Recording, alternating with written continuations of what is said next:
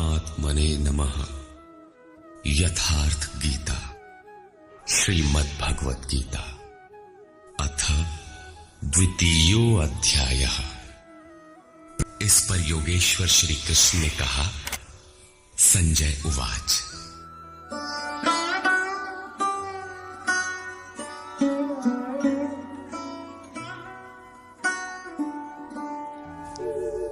तथा कृपयाविष्टम् अश्रुपूर्णाकुलेक्षणम् विषीदन्तमिदं वाक्यम् उवाच मधुसूदनः। करुणा से व्याप्त अश्रुपूर्ण व्याकुल नेत्रों वाले उस अर्जुन के प्रति मधुसूदन, मद का विनाश करने वाले भगवान ने ये वचन कहा। श्री भगवान उवाच।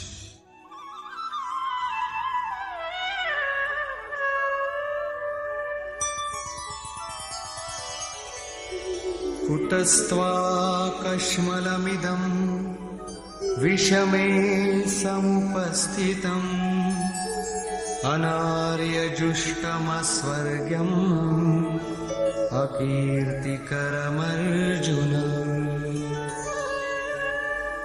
अर्जुन, इस विषम स्थल में तुझे ये अज्ञान कहां से हो गया? विषम स्थल अर्थात जिसकी समता का सृष्टि में कोई स्थल है ही नहीं, पारलौकिक है लक्ष्य जिसका, उस निर्विवाद स्थल पर तुझे अज्ञान कहां से हुआ? अज्ञान क्यों? अर्जुन तो सनातन धर्म की रक्षा के लिए कटिबद्ध है। क्या सनातन धर्म की रक्षा के लिए प्राणपण से तत्पर होना अज्ञान है? श्री कृष्ण कहते हैं, हां, ये अज्ञान है। न तो संभावित पुरुषों द्वारा इसका आचरण किया गया है, न स्वर्ग ही देने वाला है और न ये कीर्ति को ही करने वाला है। सन्मार्ग पर जो दृढ़ता पूर्वक आरूढ़ है उसे आर्य कहते हैं। परिवार के लिए मरना मिटना यदि अज्ञान न होता तो महापुरुष उस पर अवश्य चले होते। यदि कुल धर्म ही सत्य होता तो स्वर्ग और कल्याण की निःश्रेणी अवश्य बनता। ये कीर्तिदायक भी नहीं है। मीरा भजन करने लगी तो लोग कहे मीरा भई बावरी, सास कहे कुल नाशी रे। जिस परिवार, कुल और मर्यादा के लिए मीरा की सास बिलख रही थी, आज उस कुलवंती सास को कोई नहीं जानता। मीरा को विश्व जानता है। ठीक इसी प्रकार परिवार के लिए जो परेशान हैं, उनकी भी कीर्ति कब तक रहेगी? जिसमें कीर्ति नहीं, कल्याण नहीं, श्रेष्ठ पुरुषों ने भूल कर भी जिसका आचरण नहीं किया, तो सिद्ध है कि वो अज्ञान है। अतः क्लैब्यमास्मगमः पार्थ नैतत्त्वय्युपपद्यते क्षुद्रं हृदय दौर्बल्यं त्यक्त्वोत्तिष्ठ परन्तप। अर्जुन, नपुंसकता को मत प्राप्त हो। क्या अर्जुन नपुंसक था? क्या आप पुरुष हैं? नपुंसक वो है जो पौरुष से हीन हो। सब अपनी समझ से पुरुषार्थ ही तो करते हैं। किसान रात दिन खून पसीना एक करके खेत में पुरुषार्थ ही तो करता है। कोई व्यापार में पुरुषार्थ समझता है तो कोई पद का दुरुपयोग करके पुरुषार्थी बनता है। जीवन भर पुरुषार्थ करने पर भी खाली हाथ जाना पड़ता है। स्पष्ट है कि ये पुरुषार्थ नहीं है। शुद्ध पुरुषार्थ है आत्मदर्शन। गार्गी ने याज्ञवल्क्य से कहा, नपुंसक पुमान ज्ञेयो यो न वेत्ति हृदि स्थितम पुरुषम स्वप्रकाशम तस्मानंदात्मानमव्ययम्। वो पुरुष होते हुए भी नपुंसक है जो हृदयस्थ आत्मा को नहीं पहचानता। वो आत्मा ही पुरुष स्वरूप, स्वयं प्रकाश, उत्तम आनंद युक्त और अव्यक्त है। उसे पाने का प्रयास ही पौरुष है। अर्जुन, तू नपुंसकता को न प्राप्त हो, ये तेरे योग्य नहीं है। हे परम तप, हृदय की इस क्षुद्र दुर्बलता को त्याग कर युद्ध के लिए खड़ा हो। इस पर अर्जुन ने तीसरा प्रश्न प्रस्तुत किया। अर्जुन उवाच,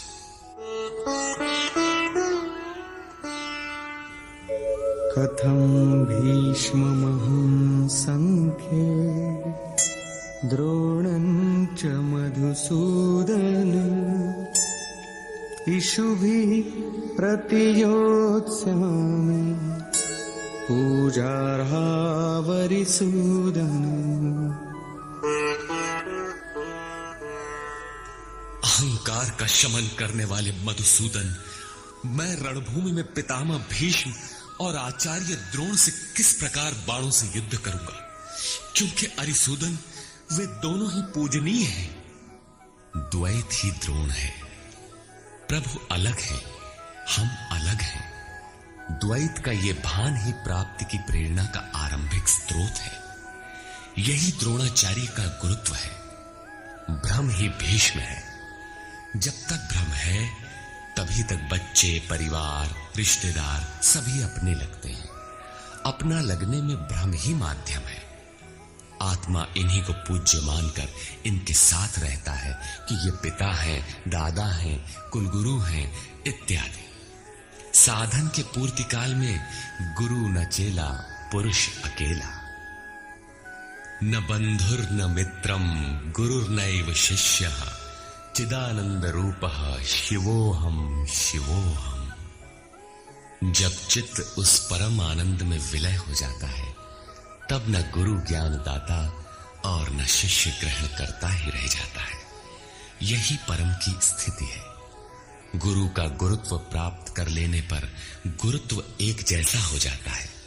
श्री कृष्ण कहते हैं, अर्जुन तुम मुझ में निवास करेगा। जैसे श्री कृष्ण वैसा ही अर्जुन, और ठीक वैसा ही प्राप्ति वाला महापुरुष हो जाता है। ऐसी अवस्था में गुरु का भी विलय हो जाता है। गुरुत्व हृदय में प्रवाहित हो जाता है।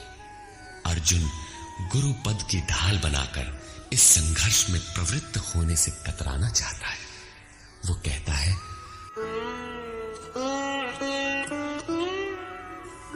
गुरून् हत्वा हि महानुभावान् श्रेयो भोक्तुं भैक्षमपीह लोके हत्वार्थकामास्तु गुरूनिहैव भुञ्जीय भोगान् रुधिरप्रदिग्धान्। इन महानुभाव गुरुजनों को न मारकर मैं इस लोक में भिक्षा का अन्न भी श्रेयस्कर समझता हूं। यहां भिक्षा का अर्थ उदर पोषण के लिए भीख मांगना नहीं, बल्कि सत्पुरुषों की टूटी फूटी सेवा द्वारा उनसे कल्याण की याचना ही भिक्षा है। अन्नम ब्रह्मेति व्यजानात्। अन्न एकमात्र परमात्मा है, जिसे प्राप्त करके आत्मा सदा के लिए तृप्त हो जाता है, कभी अतृप्त नहीं रहता। हम महापुरुषों की सेवा और याचना द्वारा शनैः शनैः ब्रह्म पीयूष प्राप्त करें, किंतु ये परिवार न छूटे। यही अर्जुन के भिक्षान्न की कामना है। संसार में अधिकांश लोग ऐसा ही करते हैं। वे चाहते हैं कि पारिवारिक स्नेह संबंध न मारना पड़े और मुक्ति भी शनैः शनैः मिल जाए, किंतु चलने वाले पथिक के लिए, जिसके संस्कार इनसे ऊपर है, जिसमें संघर्ष की क्षमता है, स्वभाव में क्षत्रियत्व प्रवाहित है, उसके लिए इस भिक्षान्न का विधान नहीं है। स्वयं न करके याचना करना भिक्षान्न है। गौतम बुद्ध ने भी मध्यम निकाय के धम्म दायाद सुत्त में इस भिक्षान्न की आमिष दायाद कहकर उसे हेय माना है, जबकि शरीर यापन से सभी भिक्षु थे। इन गुरुजनों को मारकर मिलेगा क्या? इस लोक में रुधिर से सने अर्थ और काम के भोग ही तो भोगने को मिलेंगे। अर्जुन कदाचित सोचता था कि भजन से भौतिक सुखों की मात्रा में अभिवृद्धि होगी। इतना संघर्ष झेलने के बाद भी इस शरीर के पोषक अर्थ और काम के भोग ही तो मिलेंगे। वो पुनः तर्क देता है,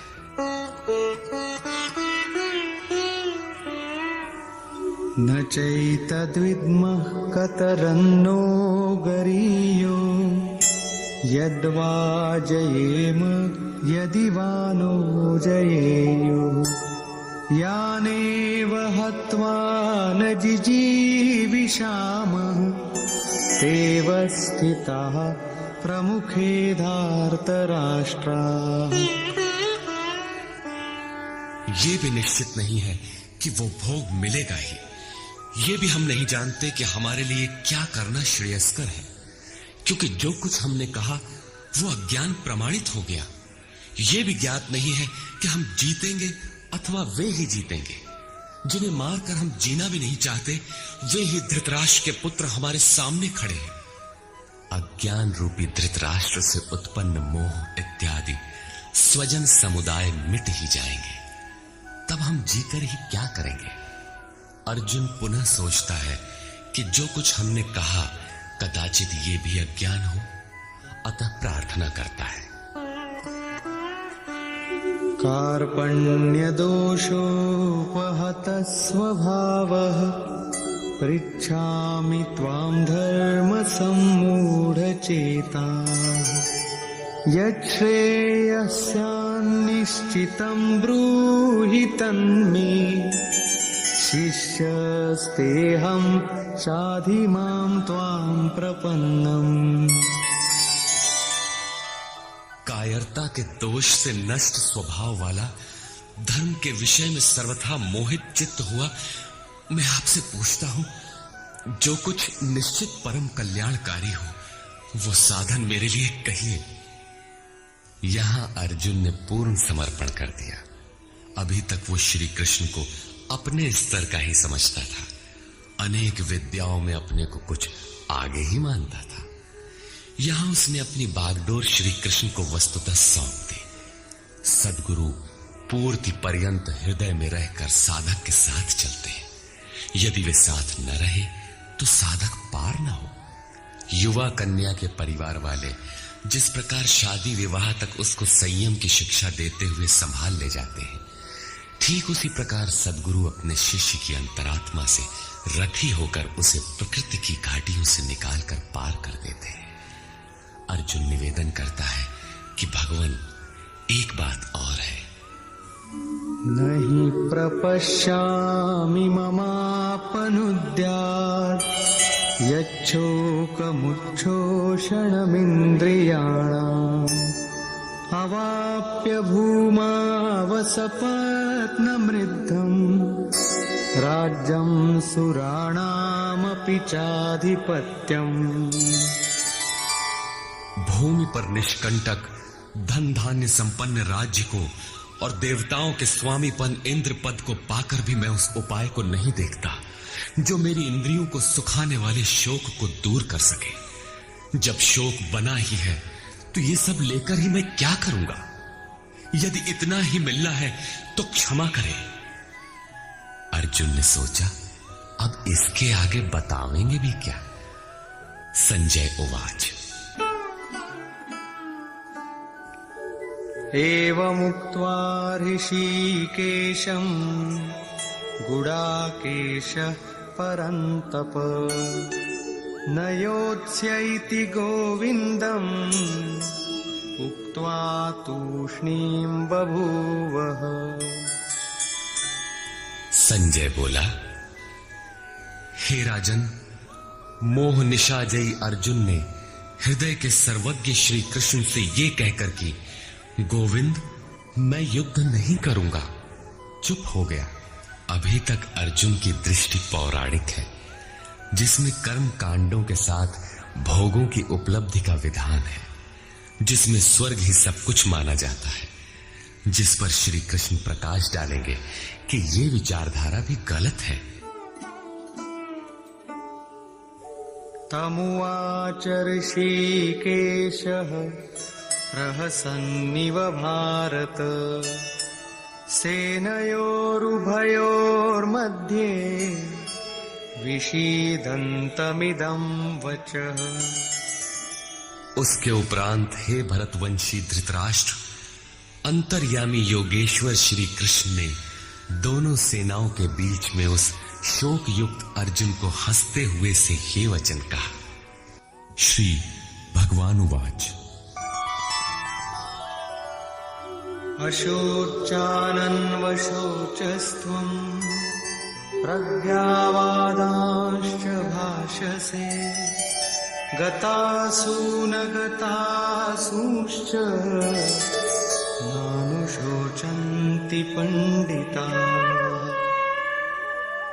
अर्जुन, तू न शोक करने योग्यों के लिए शोक करता है और पंडितों के से वचन कहता है, किंतु बुद्धि संपन्न पंडित जन जिनके प्राण चले गए हैं उनके लिए तथा जिनके प्राण नहीं गए हैं उनके लिए भी शोक नहीं करते। तू पंडितों जैसी बातें भर करता है, वस्तुतः ज्ञाता है नहीं, क्योंकि न त्वेवाहं जातुनासं न त्वन्नेमे जनाधिपाः न चैव न भविष्यामः सर्वे वयमतः परम्।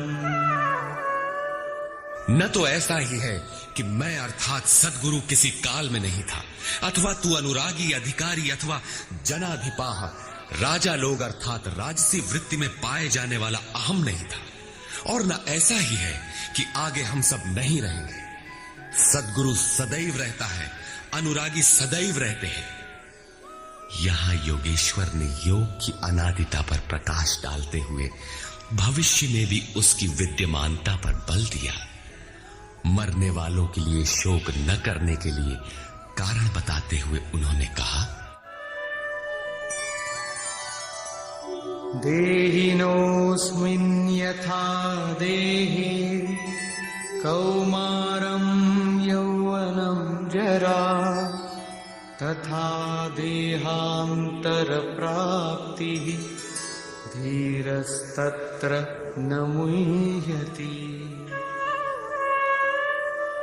जैसे जीवात्मा की इस देह में कुमार, युवा और वृद्ध अवस्था होती है, वैसे ही अन्य अन्य शरीर प्राप्ति।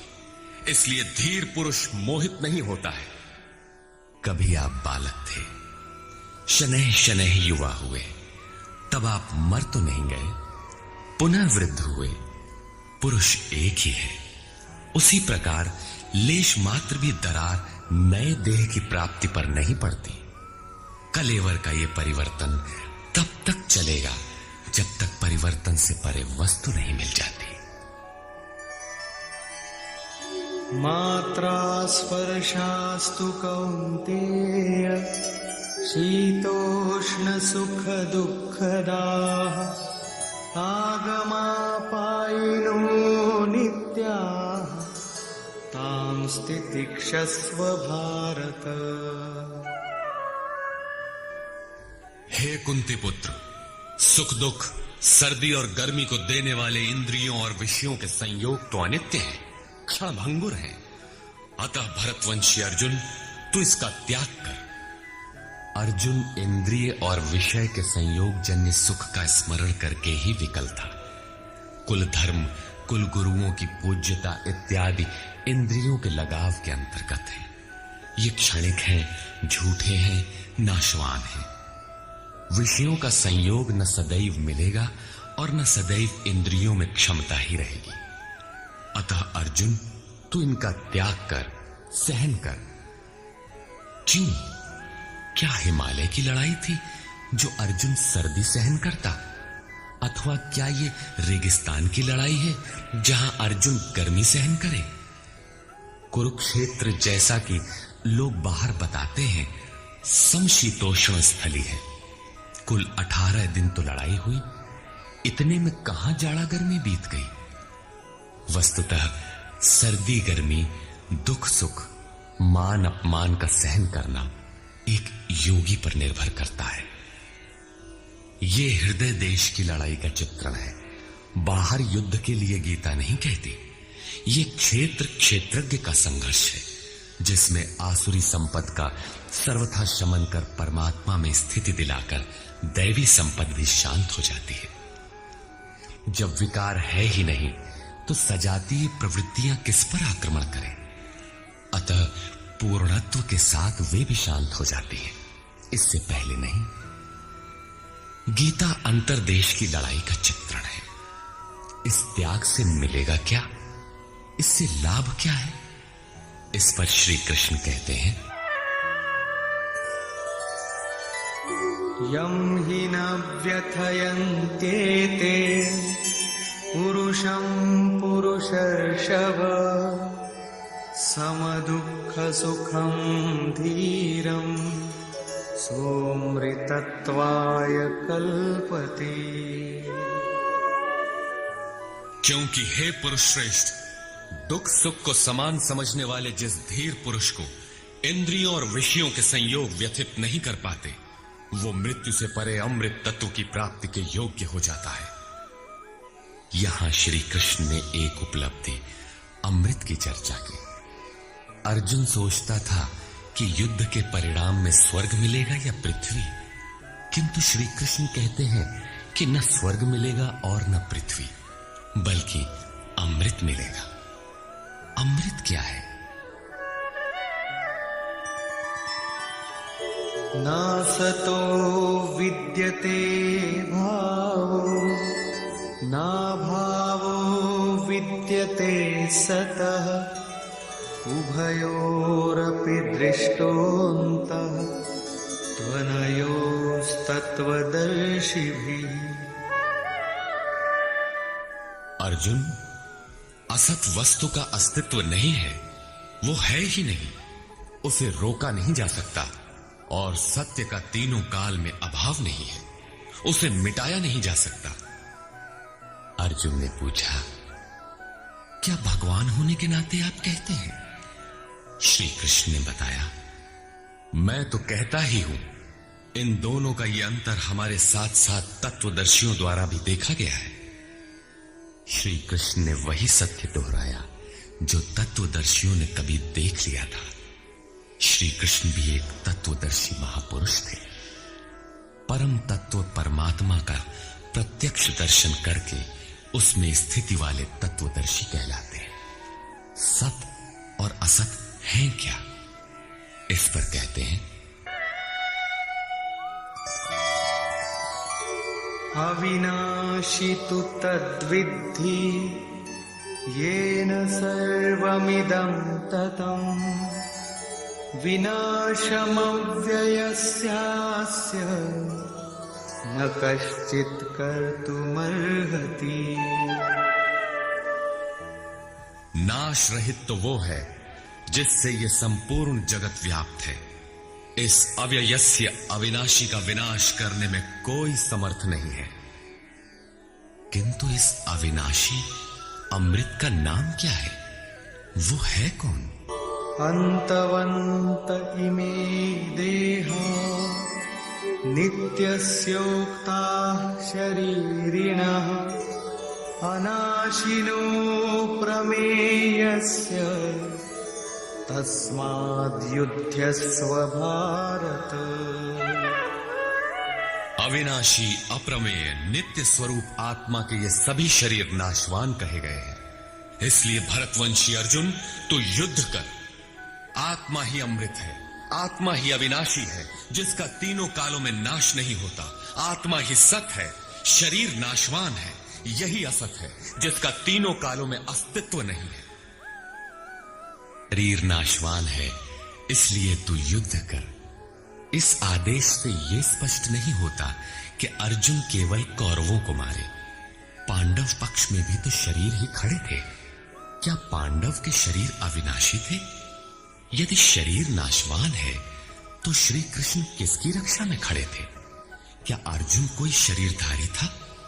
शरीर जो असत है, जिसका अस्तित्व नहीं है, जिसे रोका नहीं जा सकता, क्या श्री कृष्ण उस शरीर की रक्षा में खड़े हैं?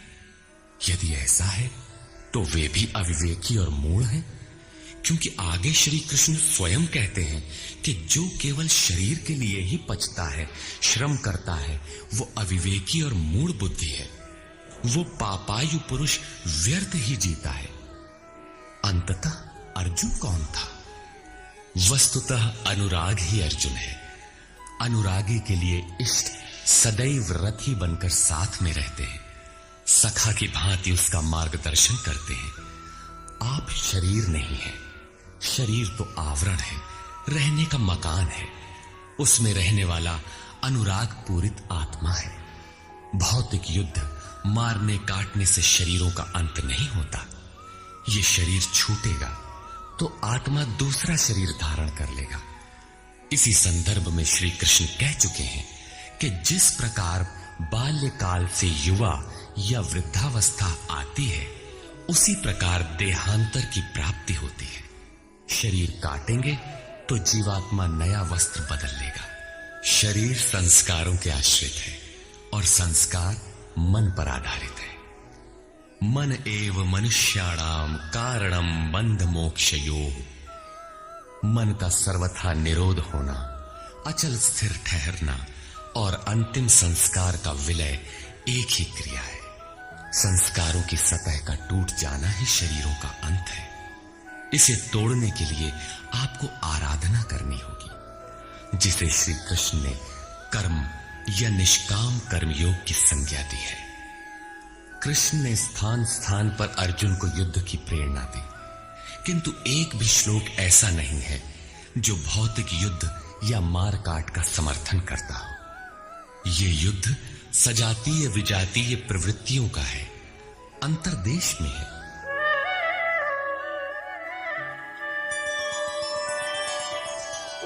य एनं वेत्ति हन्तारम् यश्चैनं मन्यते हतम् उभौ तौ न विजानीतो नायं हन्ति न हन्यते।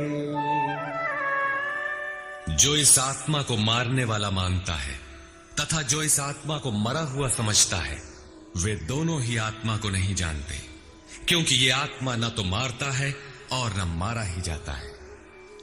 पुनः इसी पर बल देते हैं। न जायते म्रियते वा कदाचिन् नायं भूत्वा भविता वा न भूयः अजो नित्यः शाश्वतोऽयं पुराणो न हन्यते हन्यमाने शरीरे। ये आत्मा किसी काल में न तो जन्मता है और न मरता है, क्योंकि ये वस्त्र ही तो बदलता है। न ये आत्मा होकर अन्य कुछ होने वाला है, क्योंकि ये अजन्मा है, नित्य है, शाश्वत और पुरातन है। शरीर के नाश होने पर भी उसका नाश नहीं होता। आत्मा ही सत्य है, आत्मा ही पुरातन है, आत्मा ही शाश्वत और सनातन है।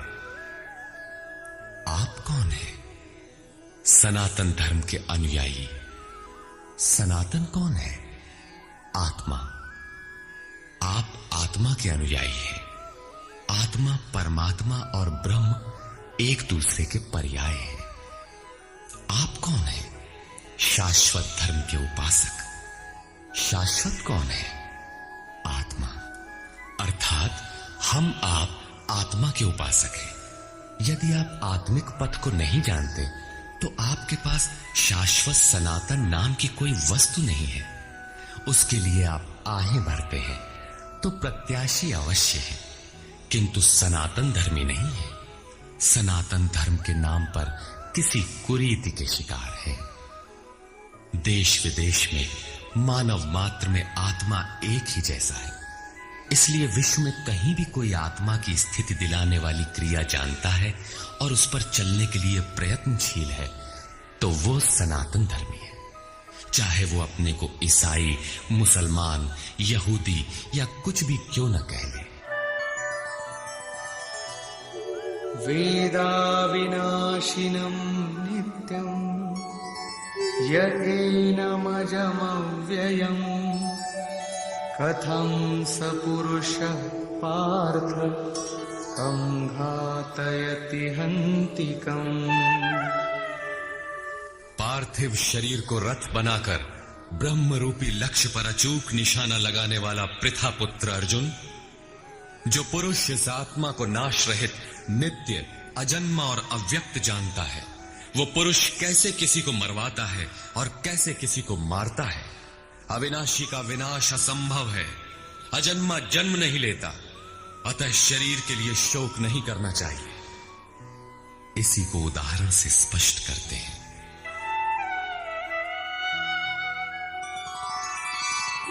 वासांसि जीर्णानि यथा विहाय नवानि गृह्णाति नरोपराणि तथा शरीराणि विहाय जीर्णानि अन्यानि संयाति नवानि देहि। जैसे मनुष्य जीर्णानि वासांसि, जीर्ण शीर्ण पुराने वस्त्रों को त्याग कर नए वस्त्रों को ग्रहण करता है, ठीक वैसे ही ये जीवात्मा पुराने शरीरों को त्याग कर दूसरे नए शरीरों को धारण करता है। जीर्ण होने पर ही नया शरीर धारण करना है तो शिशु क्यों मर जाते हैं? ये वस्त्र तो और विकसित होना चाहिए। वस्तुतः ये शरीर संस्कारों पर आधारित है। जब संस्कार जीर्ण होते हैं तो शरीर छूट जाता है। यदि संस्कार 2 दिन का है तो दूसरे दिन ही शरीर जीर्ण हो गया। इसके बाद मनुष्य एक श्वास भी अधिक नहीं जीता। संस्कार ही शरीर है। आत्मा संस्कारों के अनुसार नया शरीर धारण कर लेता है। अथा खलु ऋतुमयः पुरुषः यथा इहैव तथैव प्रेत्य भवति कृतं लोकम पुरुषोऽभिजायते। अर्थात ये पुरुष निश्चय ही संकल्पमय है। इस लोक में पुरुष जैसा निश्चय वाला होता है वैसा ही यहां से मरकर जाने पर होता है। अपने संकल्प से बनाए हुए शरीरों में पुरुष उत्पन्न होता है। इस प्रकार मृत्यु शरीर का परिवर्तन मात्र है। आत्मा नहीं मरता, पुनः इसकी अजरता अमरता पर बल देते हैं। नैनं छिन्दन्ति शस्त्राणि नैनं दहति पावकः न चैनं क्लेदयन्त्यापो न शोषयति मारुतः। अर्जुन, इस आत्मा को शस्त्रादि नहीं काटते, अग्नि से जला नहीं सकता, जल इसे गीला नहीं कर सकता और न वायु इसे सुखा ही सकता है। अच्छेद्यो यमदाह्योऽयम् अक्लेद्यो शोष्यैव च नित्यः सर्वगतः स्थाणुः अचलोऽयं सनातनः। ये आत्मा अच्छेद्य है, इसे छेदा नहीं जा सकता। ये अदाह्य है, इसे जलाया नहीं जा सकता। ये अक्लेद्य है, इसे गीला नहीं किया जा सकता। आकाश इसे अपने में समाहित नहीं कर सकता। ये आत्मा निसंदेह, अशोष्य, सर्वव्यापक, अचल, स्थिर रहने वाला और सनातन है। अर्जुन ने कहा था कि कुल धर्म सनातन है। ऐसा युद्ध करने से सनातन धर्म नष्ट हो जाएगा, किंतु श्री कृष्ण ने इसे अज्ञान माना और आत्मा को ही सनातन बताया। आप कौन हैं? सनातन धर्म के अनुयायी। सनातन कौन है? आत्मा। यदि आप आत्मा पर्यंत दूरी तय करने वाली विधि विशेष से अवगत नहीं हैं, तो आप सनातन धर्म नहीं जानते। इसका कुपरिणाम सांप्रदायिकता में फंसे धर्मभीरू लोगों को भोगना पड़ रहा है। जब मैटर क्षेत्र में पैदा होने वाली कोई वस्तु इस सनातन का स्पर्श नहीं कर सकती, तो छूने खाने से सनातन धर्म नष्ट कैसे हो सकता है? यह धर्म नहीं, एक कुरीति परिस्थिति थी जिससे भारत में सांप्रदायिक वैमनस्य बढ़ा और राष्ट्रीय एकता की आज भी समस्या बनी हुई है। धर्म की शरण हम क्यों जाते हैं? क्योंकि हम मरण धर्मा है और धर्म कोई ठोस चीज है जिसकी शरण जाकर हम भी अमर हो जाएं। हम तो मारने से मरेंगे और ये धर्म केवल छूने और खाने से मर जाएगा, तो हमारी क्या रक्षा करेगा? धर्म तो आपकी रक्षा करता है, आपसे शक्तिशाली है। आप तलवार से मरेंगे और धर्म वो छूने से नष्ट हो गया। कैसा है आपका धर्म? कुरीतियां नष्ट होती हैं, न कि सनातन। सनातन तो ऐसी ठोस वस्तु है जिसे शस्त्र नहीं काटते, अग्नि जला नहीं सकता, जल इसे गीला नहीं कर सकता। खान पान तो दूर, प्रकृति में उत्पन्न कोई वस्तु उसका स्पर्श भी नहीं कर पाती, तो वो सनातन नष्ट कैसे हो गया? ऐसी ही कतिपय कुरीतियां अर्जुन काल में भी थी। उनका शिकार अर्जुन भी था। उसने विलाप करते हुए गिड़गिड़ा कर कहा कि कुल धर्म सनातन है, युद्ध से सनातन धर्म नष्ट हो जाएगा। कुल धर्म नष्ट होने से हम अनंत काल तक नरक में चले जाएंगे। किंतु श्री कृष्ण ने कहा, तुझे ये अज्ञान कहां से उत्पन्न हो गया? सिद्ध है कि वो कोई कुरीति थी। तभी तो श्री कृष्ण ने उसका निराकरण किया और बताया कि आत्मा ही सनातन है। यदि आप आत्मिक पथ नहीं जानते तो सनातन धर्म में आपका अभी तक प्रवेश नहीं हुआ है। जब यह सनातन शाश्वत आत्मा सबके अंदर व्याप्त है तो खोजा किसे जाए? इस पर श्री कृष्ण कहते हैं,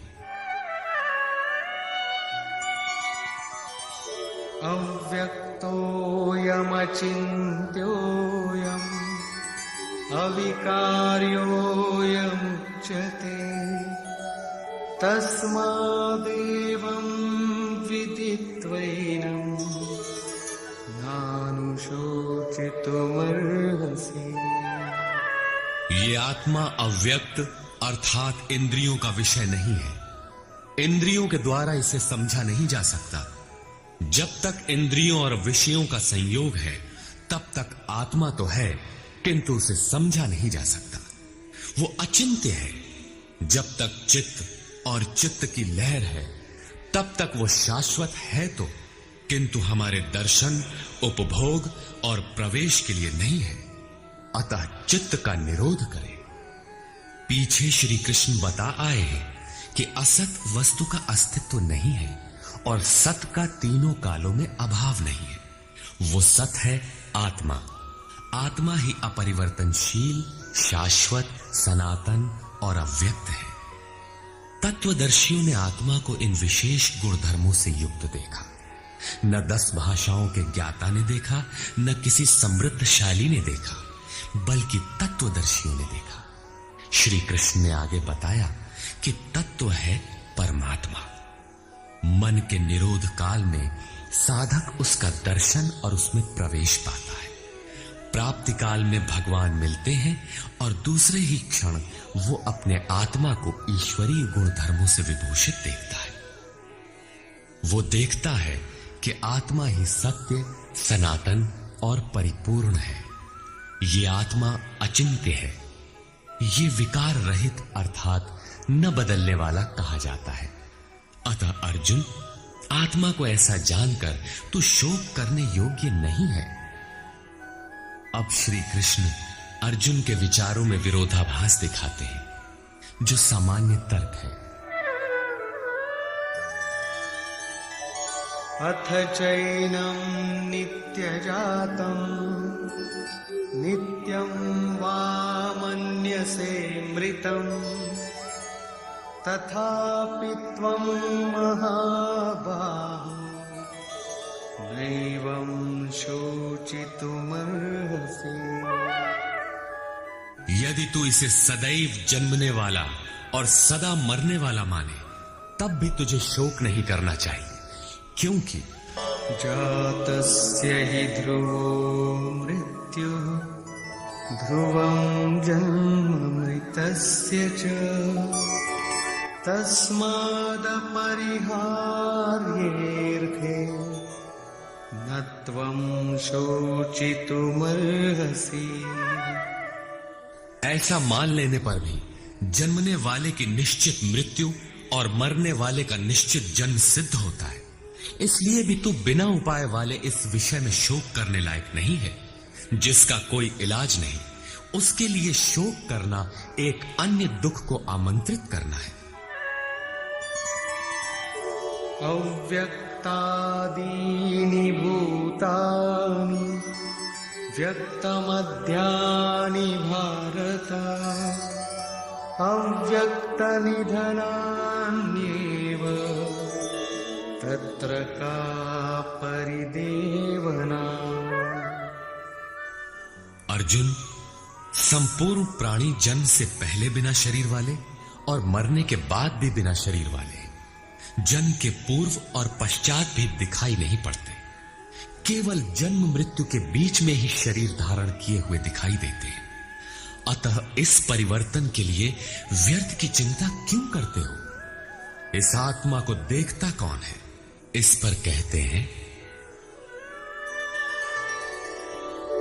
आश्चर्यवत् पश्यति कश्चिदेनम् आश्चर्यवद् वदति तथैव चान्यः आश्चर्यवच्चैनमन्यः शृणोति श्रुत्वाप्येनं वेद न चैव कश्चित्।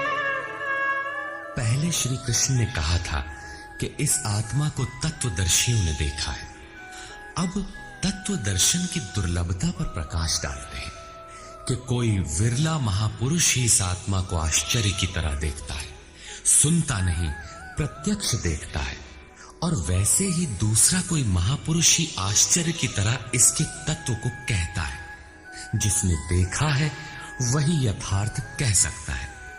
दूसरा कोई विरला साधक इसे आश्चर्य की भांति सुनता है। सब सुनते भी नहीं, क्योंकि ये अधिकारी के लिए ही है। हे अर्जुन, कोई कोई तो सुनकर भी इस आत्मा को नहीं जान पाते, क्योंकि साधन पार नहीं लगता। आप लाख ज्ञान की बातें सुने, समझें, बाल की खाल निकाल कर समझें, लालायित भी रहें, किंतु मोह बड़ा प्रबल है। थोड़ी देर बाद ही आप अपनी सांसारिक व्यवस्थाओं में लिप्त मिलेंगे। अंत में श्री कृष्ण निर्णय देते हैं, देहि नित्यमवध्योऽयं देहे सर्वस्य भारत तस्मात् सर्वाणि भूतानि न त्वं शोचितुमर्हसि। अर्जुन, ये आत्मा सबके शरीर में सदैव अवध्य है, अकाट्य है। इसलिए संपूर्ण भूत प्राणियों के लिए तो शोक करने योग्य नहीं है। आत्मा ही सनातन है। इस तथ्य का प्रतिपादन करके, इसका प्रभुता सहित वर्णन करके ये प्रश्न यही पूरा हो जाता है। अब प्रश्न खड़ा होता है कि इसकी प्राप्ति कैसे हो। संपूर्ण गीता में इसके लिए दो ही मार्ग हैं। पहला निष्काम कर्म योग और दूसरा ज्ञान योग। दोनों मार्गों में किया जाने वाला कर्म एक ही है। उस कर्म की अनिवार्यता पर बल देते हुए योगेश्वर श्री कृष्ण ज्ञान योग के विषय में कहते हैं, स्वधर्ममपि चावेक्ष न विकम्पितुमर्हसि धर्म्याद्धियुद्धात् श्रेयोऽन्यत् क्षत्रियस्य न विद्यते। अर्जुन, स्वधर्म देखकर भी तू भय करने योग्य नहीं है, क्योंकि धर्म संयुक्त युद्ध से बढ़कर अन्य कोई परम कल्याणकारी मार्ग क्षत्रिय के लिए नहीं है। अभी तक तो आत्मा शाश्वत है, आत्मा सनातन है, वही एकमात्र धर्म है कहा गया है। अब ये स्वधर्म कैसा? धर्म तो एकमात्र आत्मा ही है, वो तो अचल स्थिर है, तो धर्माचरण क्या? किंतु इस आत्म पथ में प्रवृत्त होने की क्षमता हर व्यक्ति की अलग अलग होती है। स्वभाव से उत्पन्न इस क्षमता को स्वधर्म कहा गया है। इसी एक सनातन आत्मिक पथ पर चलने वाले साधकों को महापुरुष ने स्वभाव से उनकी क्षमता के अनुसार 4 श्रेणियों में बांटा: शूद्र, वैश्य, क्षत्रिय और ब्राह्मण। साधना की प्रारंभिक अवस्था में प्रत्येक साधक शूद्र अर्थात अल्पज्ञ होता है।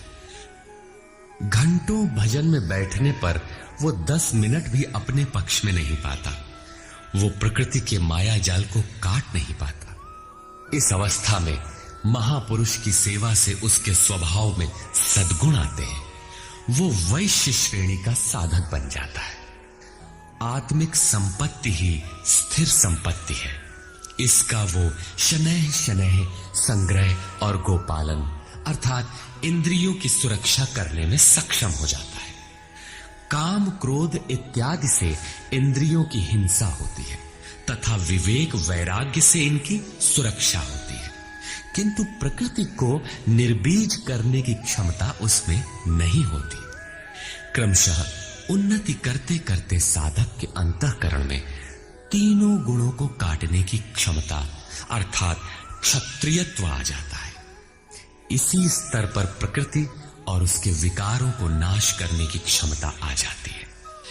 इसलिए युद्ध यहीं से आरंभ होता है।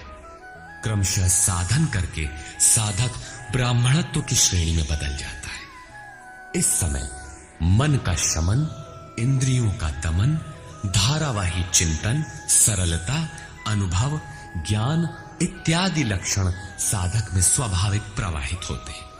इन्हीं के अनुष्ठान से चलकर क्रमशः वो ब्रह्म में प्रवेश पा जाता है, जहां वो ब्राह्मण भी नहीं रह जाता। विदेह राजा जनक की सभा में महर्षि याज्ञवल्क्य ने चाक्रायण, उशस्ति, कहोल, आरुणि, उद्यालक और गार्गी के प्रश्नों का समाधान करते हुए बताया कि आत्म साक्षात्कार का पूर्णतया संपादन करने वाला ही ब्राह्मण होता है। ये आत्मा ही लोक परलोक और समस्त प्राणियों को भीतर से नियमित करता है।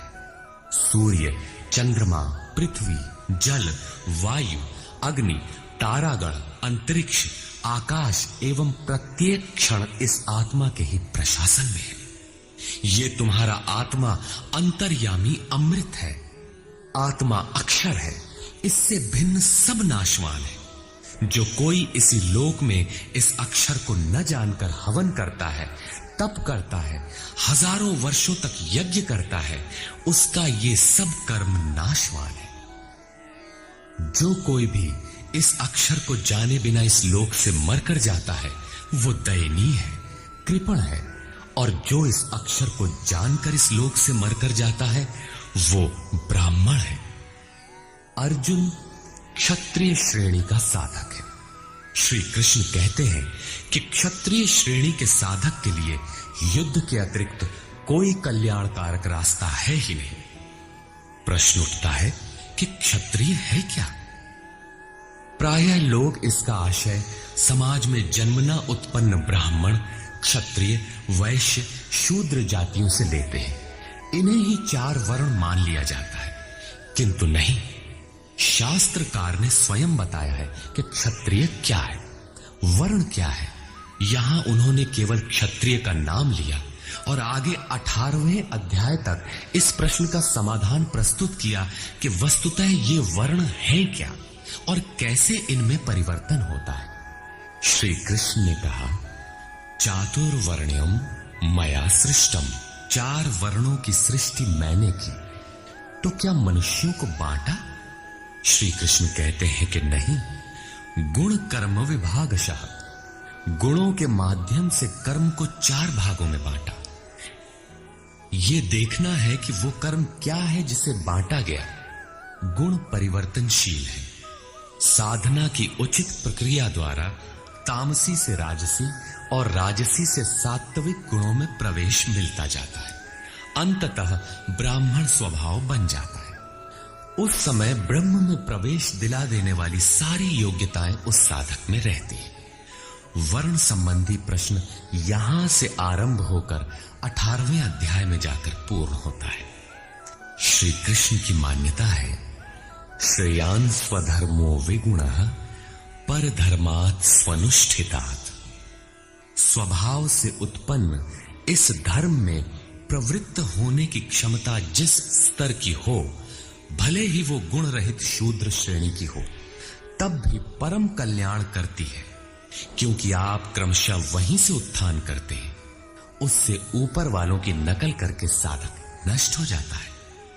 अर्जुन क्षत्रिय श्रेणी का साधक था, इसलिए श्री कृष्ण कहते हैं कि अर्जुन, अपने स्वभाव से उत्पन्न योग्यता को देखकर, इस युद्ध में प्रवृत्त होने की अपनी क्षमता को देखकर भी तू भय करने योग्य नहीं है। इससे बढ़कर दूसरा कोई कल्याणकारी कार्य क्षत्रिय के लिए नहीं। इसी पर प्रकाश डालते हुए पुनः योगेश्वर कहते हैं,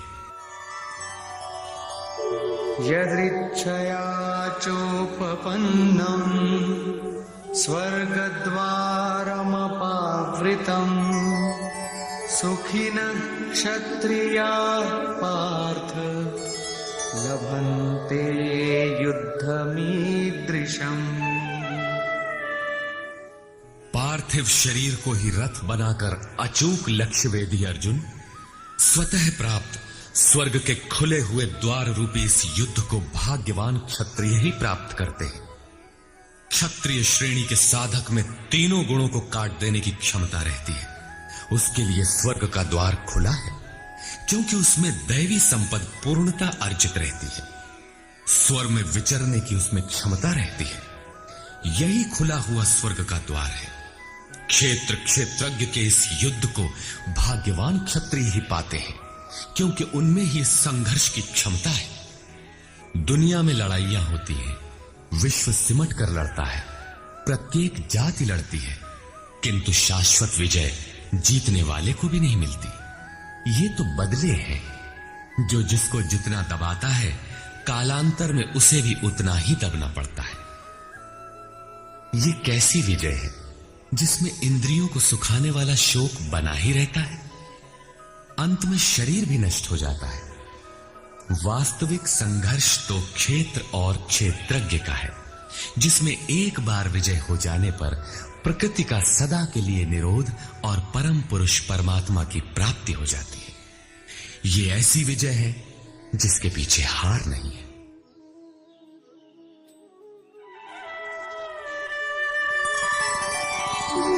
अथ चेत्त्वमिमं धर्म्यं संग्रामं न करिष्यसि ततः स्वधर्मं कीर्तिं च हित्वा पापमवाप्स्यसि।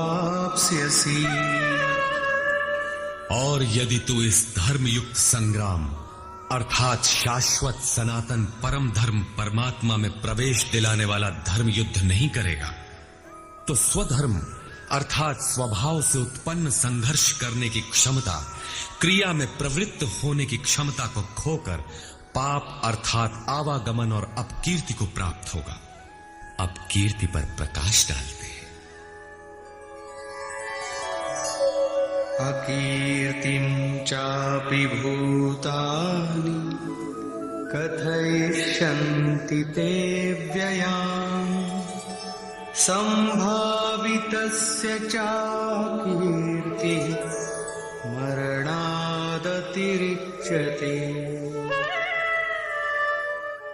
सब लोग बहुत काल तक तेरी अपकीर्ति का कथन करेंगे। आज भी पदच्युत होने वाले महात्माओं में विश्वामित्र, पाराशर, निमि, श्रृंगी इत्यादि की गणना होती है। बहुत से साधक अपने धर्म पर विचार करते हैं, सोचते हैं कि लोग हमें क्या कहेंगे। ऐसा भाव भी साधना में सहायक होता है। इससे साधना में लगे रहने की प्रेरणा मिलती है। कुछ दूरी तक यह भाव भी साथ देता है। माननीय पुरुषों के लिए अपकीर्ति मरण से भी बढ़कर होती है। भयाद्रणादुपरतम् मौस्यन्ते त्वां महारथाः येषां च त्वं बहुमतो भूत्वा यास्यसि लाघवम्। जिन महारथियों की निगाह में तू बहुत माननीय होकर अब तुच्छता को प्राप्त होगा, वे महारथी लोग तुझे भय के कारण युद्ध से उपराम हुआ मानेंगे। महारथी कौन? इस पथ पर महान परिश्रम से आगे बढ़ने वाले साधक महारथी हैं। इसी प्रकार इतने ही परिश्रम से अविद्या की ओर खींचने वाले काम, क्रोध, लोभ, मोहादि भी महारथी हैं, जो तुझे बहुत सम्मान देते थे कि साधक प्रशंसनीय है, तुम उनकी निगाह से गिर जाओगे। इतना ही नहीं बल्कि अवाच्य वादांश्च बहु वदिष्यन्ति तवाहिताः निन्दन्तस्तव सामर्थ्यम् ततो दुःखतरं नु किम्। वैरी लोग तेरे पराक्रम की निंदा करते हुए बहुत से न कहने योग्य वचनों को कहेंगे। एक दोष आता है तो चारों ओर से निंदा और बुराइयों की झड़ी लग जाती है। न कहने योग्य वचन भी कहे जाते हैं। इससे बड़ा दुख क्या होगा? अतः अतो वा प्राप्स्यसि स्वर्गम् जित्वा वा भोक्ष्यसे महीम् तस्मादुत्तिष्ठ कौन्तेय युद्धाय कृतनिश्चयः। इस युद्ध में मरोगे तो स्वर्ग प्राप्त करोगे। स्वर में विचरने की क्षमता रहेगी। श्वास से बाहर प्रकृति में विचरने की धाराएं निरुद्ध हो जाएंगी। परम देव परमात्मा में प्रवेश दिलाने वाली दैवी संपद हृदय में पूर्णतः प्रवाहित रहेगी। अथवा इस संघर्ष में जीतने पर महामहिम स्थिति को प्राप्त करोगे। इसलिए अर्जुन, युद्ध के लिए निश्चय करके खड़ा हो। प्रायः लोग इस श्लोक के अर्थ में समझते हैं कि इस युद्ध में मरोगे तो स्वर्ग जाओगे और जीतोगे तो पृथ्वी का भोग भोगोगे। किंतु आपको स्मरण होगा, अर्जुन कह चुका है, भगवान पृथ्वी ही नहीं अपितु त्रैलोक्य के साम्राज्य और देवताओं के स्वामीपन अर्थात इंद्र पद प्राप्त होने पर भी मैं उस उपाय को नहीं देखता जो इंद्रियों को सुखाने वाले मेरे शोक को दूर कर सके। यदि इतना ही मिलना है तो गोविंद, मैं युद्ध कदापि नहीं करूंगा। यदि इतने पर भी श्री कृष्ण कहते कि अर्जुन लड़ो, जीतोगे तो पृथ्वी पा जाओगे, हारोगे तो स्वर्ग के नागरिक बन जाओगे, तो श्री कृष्ण देते ही क्या है? अर्जुन इससे आगे का सत्य, श्रेय, परम कल्याण की कामना वाला शिष्य था, जिसे सद्गुरुदेव श्री कृष्ण ने बताया कि क्षेत्र क्षेत्रज्ञ के इस संघर्ष में यदि शरीर का समय पूरा हो जाता है और लक्ष्य तक नहीं पहुंच सके तो स्वर्ग प्राप्त करोगे, अर्थात स्वर में ही विचरण करने की क्षमता प्राप्त कर लोगे। दैवी संपत्ति हृदय में ढल जाएगी और इस शरीर के रहते रहते संघर्ष में सफल हो जाते हो तो महिम, सबसे महान ब्रह्म की महिमा का उपभोग करोगे, महामहिम की स्थिति प्राप्त कर लोगे। जीतोगे तो सर्वस्व, क्योंकि महामहिमत्व को पाओगे, और हारोगे तो देवत्व। दोनों हाथों में लड्डू रहेंगे, लाभ में भी लाभ और हानि में भी लाभ ही है। पुनः इसी पर बल देते हैं, सुख दुखे समे कृत्वा लाभालाभो जया जया ततो युद्धाय युज्यस्व नैवं पापमवाप्स्यसि। इस प्रकार सुख दुख, लाभ हानि, जय पराजय को समान समझकर तू युद्ध के लिए तैयार हो। युद्ध करने से तू पाप को प्राप्त नहीं होगा, अर्थात सुख में सर्वस्व और दुख में भी देवत्व है। लाभ में महिम की स्थिति अर्थात सर्वस्व और हानि में भी देवत्व है। जय में महामहिम स्थिति और पराजय में भी दैवी संपत्ति पर अधिकार है। इस प्रकार अपने लाभ हानि को भली प्रकार स्वयं समझकर तू युद्ध के लिए तैयार हो। लड़ने में ही दोनों वस्तुएं हैं, लड़ोगे तो पाप अर्थात आवागमन को प्राप्त नहीं होगे। अतः तू युद्ध के लिए तैयार हो। एषा ते विहिता सांख्ये बुद्धिर्योगे त्विमां शृणु। बुद्ध्या युक्तो यया पार्थ कर्मबन्धं प्रहास्यसि। पार्थ, ये बुद्धि तेरे लिए ज्ञान योग के विषय में कही गई है। कौन सी बुद्धि? यही कि युद्ध कर। ज्ञान योग में इतना ही है कि अपनी हस्ती को देखकर लाभ हानि का भली प्रकार विचार करके कि जीतेंगे तो महामहिम स्थिति और हारेंगे तो देवत्व, जय में सर्वस्व और पराजय में भी देवत्व, दोनों तरह लाभ है। युद्ध नहीं करेंगे तो सभी हमें बुरा कहेंगे, भय से उपराम हुआ मानेंगे, अपकीर्ति होगी। इस प्रकार अपने अस्तित्व को सामने रखकर स्वयं विचार कर युद्ध में अग्रसर होना ही ज्ञान योग है। प्रायः लोगों में भ्रांति है कि ज्ञान मार्ग में कर्म युद्ध नहीं करना पड़ता। वे कहते हैं कि ज्ञान मार्ग में कर्म नहीं है। मैं तो शुद्ध हूं, बुद्ध हूं, चैतन्य हूं, अहम ब्रह्मास्मि। गुण ही गुण में बरतते हैं, ऐसा मानकर हाथ पर हाथ रखकर बैठ जाते हैं। योगेश्वर श्री कृष्ण के अनुसार ये ज्ञान योग नहीं है। ज्ञान योग में भी वही कर्म करना है जो निष्काम कर्म योग में किया जाता है। दोनों में केवल बुद्धि का, दृष्टिकोण का अंतर है। ज्ञान मार्गी अपनी स्थिति समझकर अपने पर निर्भर होकर कर्म करता है, जबकि निष्काम कर्मयोगी इष्ट के आश्रित होकर कर्म करता है। करना दोनों मार्गों में है और वो कर्म भी एक ही है जिसे दोनों मार्गों में किया जाना है। केवल कर्म करने के दृष्टिकोण दो हैं। अर्जुन, इसी बुद्धि को अब तू कर्म योग के विषय में सुन, जिससे युक्त हुआ तू कर्मों के बंधन का अच्छी तरह नाश करेगा। यहां श्री कृष्ण ने कर्म का नाम पहली बार लिया, लेकिन यह नहीं बताया कि कर्म है क्या। अब कर्म न बताकर पहले कर्म की विशेषताओं पर प्रकाश डालते हैं।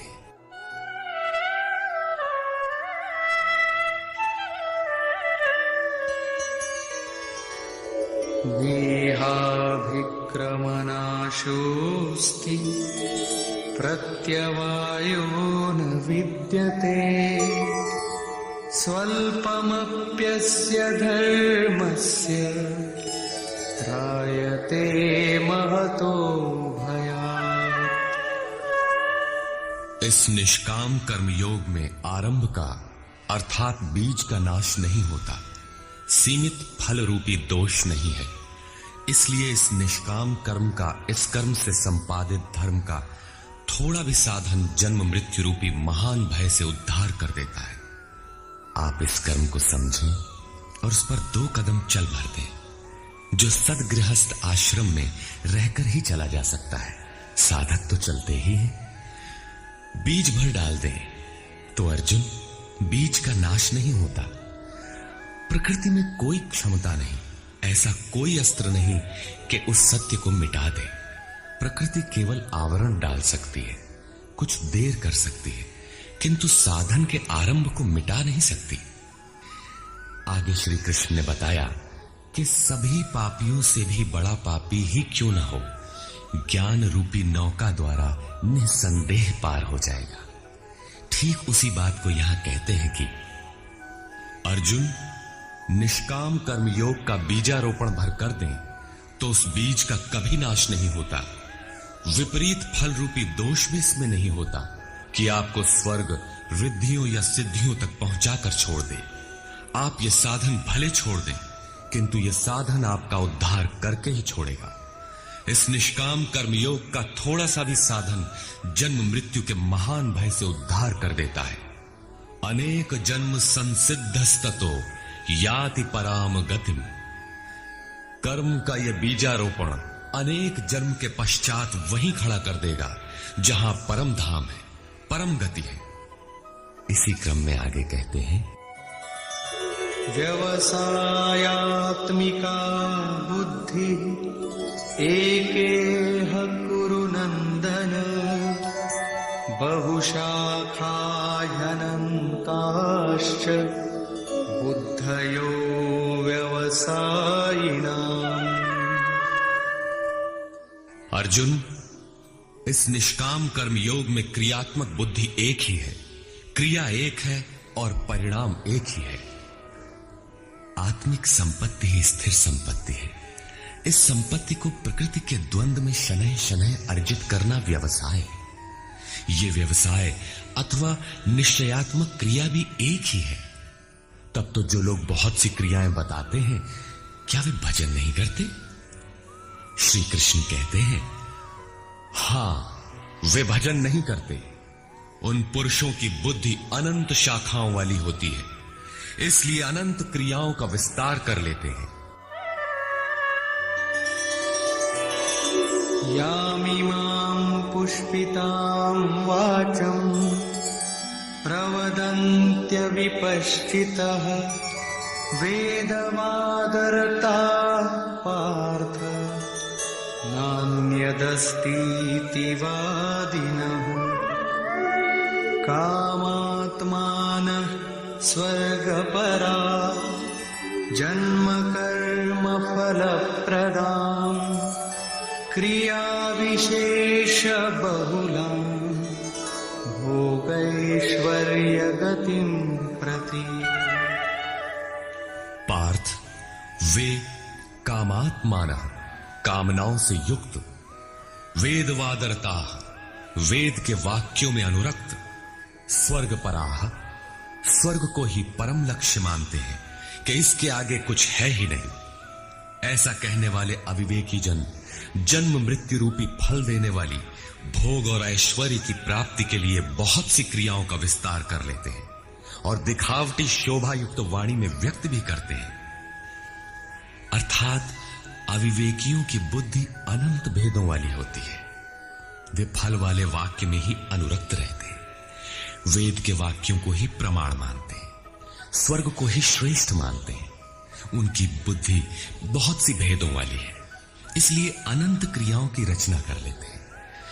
वे नाम तो परम तत्व परमात्मा का ही लेते हैं, किंतु उसकी ओट में अनंत क्रियाओं का विस्तार कर लेते हैं। तो क्या अनंत क्रियाएं कर्म नहीं है? श्री कृष्ण कहते हैं, नहीं, अनंत क्रियाएं कर्म नहीं है। तो वो एक निश्चित क्रिया है क्या? श्री कृष्ण अभी ये नहीं बताते। अभी तो केवल इतना कहते हैं कि अविवेकियों की बुद्धि अनंत शाखाओं वाली होती है, इसलिए वे अनंत क्रियाओं का विस्तार कर लेते हैं। वे केवल विस्तार ही नहीं करते, अपितु आलंकारिक शैली में उसे व्यक्त भी करते हैं। उसका प्रभाव क्या होता है? भोगैश्वर्य प्रसक्तानां तया परितचेतसां व्यवसायात्मिका बुद्धि समाधौ न विधीयते। उनकी वाणी की छाप जिन जिन के चित्त पर पड़ जाती है अर्जुन, उनकी भी बुद्धि नष्ट हो जाती है। न कि वे कुछ पाते हैं। उस वाणी द्वारा हरे हुए चित्त वालों के और भोग ऐश्वर्य में आसक्ति वाले पुरुषों के अंतःकरण में क्रियात्मक बुद्धि नहीं रह जाती। इष्ट में समाधिस्थ करने वाली निश्चयात्मक क्रिया उनमें नहीं होती। ऐसे अविवेकियों की वाणी सुनता कौन है? भोग और ऐश्वर्य में आसक्ति वाले ही सुनते हैं, अधिकारी नहीं सुनता। ऐसे पुरुषों में सम और आदि तत्व में प्रवेश दिलाने वाली निश्चयात्मक क्रिया से संयुक्त बुद्धि नहीं होती। प्रश्न उठता है कि वेद वादरता, जो वेद के वचनों में अनुरक्त हैं, क्या वे भी भूल करते हैं? इस पर श्री कृष्ण कहते हैं, त्रैगुण्य विषया वेदा निस्त्रैगुण्यो भवार्जुन निर्द्वन्द्वो नित्यसत्त्वस्थो निर्योगक्षेम आत्मवान्। अर्जुन, त्रैगुण्य विषया वेदा, वेद तीनों गुणों तक ही प्रकाश करते हैं। इसके आगे का हाल वे नहीं जानते। इसलिए निस्त्रयी गुण्यो भव अर्जुन। अर्जुन, तू तीनों गुणों से ऊपर उठ, अर्थात वेदों के कार्य क्षेत्र से आगे बढ़। कैसे बढ़ा जाए, इस पर श्री कृष्ण कहते हैं, निर्द्वंद्वः, सुख दुख के द्वंद्वों से रहित, नित्य सत्य वस्तु में स्थित और योग क्षेम को न चाहता हुआ आत्मपरायण हो। इस प्रकार ऊपर उठ। प्रश्न उठता है कि हम ही उठें या कोई वेदों से ऊपर उठा भी है? श्री कृष्ण बताते हैं कि आगे जो भी उठता है ब्रह्म को जानता है, और जो ब्रह्म को जानता है वो विप्र है। यावानर्थ उदपाने सर्वतः सम्प्लुतोदके तावान् सर्वेषु वेदेषु ब्राह्मणस्य विजानतः। सब ओर से परिपूर्ण जलाशय को प्राप्त होने पर मनुष्य का छोटे जलाशय से जितना प्रयोजन रहता है, अच्छी प्रकार ब्रह्म को जानने वाले ब्राह्मण का वेदों से उतना ही प्रयोजन रहता है। तात्पर्य यह है कि जो वेदों से ऊपर उठता है वो ब्रह्म को जानता है, वही ब्राह्मण है। अर्थात तू वेदों से ऊपर उठ, ब्राह्मण बन। अर्जुन क्षत्रिय था। श्री कृष्ण कहते हैं कि ब्राह्मण बन। ब्राह्मण, क्षत्रिय इत्यादि वर्ण स्वभाव की क्षमताओं के नाम है। ये कर्म प्रधान है, न कि जन्म से निर्धारित होने वाली कोई रूढ़ी। जिसे गंगा की धारा प्राप्त है उसे क्षुद्र जलाशय से क्या प्रयोजन? कोई उसमें शौच लेता है तो कोई पशुओं को नहला देता है, इसके आगे कोई उपयोग नहीं है। इसी प्रकार ब्रह्म को साक्षात जानने वाले उस विप्र महापुरुष का, उस ब्राह्मण का वेदों से उतना ही प्रयोजन रह जाता है। प्रयोजन रहता अवश्य है, वेद रहते हैं क्योंकि पीछे वालों के लिए उनका उपयोग है। वहीं से चर्चा आरंभ होगी। इसके उपरांत योगेश्वर श्री कृष्ण कर्म करते समय की जाने वाली सावधानियों का प्रतिपादन करते हैं। कर्मण्येवाधिकारस्ते मा फलेषु कदाचन मा कर्मफलहेतुर्भुर् मा ते संगोस्त्वकर्मणि। कर्म करने में ही तेरा अधिकार हो, फल में कभी नहीं। ऐसा समझ कि फल है ही नहीं। फल की वासना वाला भी मत हो और कर्म करने में तेरी अश्रद्धा भी ना हो। अब तक योगेश्वर श्री कृष्ण ने 39वें श्लोक में पहली बार कर्म का नाम लिया, किंतु ये नहीं बताया कि वो कर्म है क्या और उसे करे कैसे। उस कर्म की विशेषताओं पर प्रकाश डाला कि अर्जुन, इस कर्म द्वारा तू कर्मों के बंधन से अच्छी प्रकार छूट जाएगा। अर्जुन, इसमें आरंभ का अर्थात बीज का नाश नहीं है।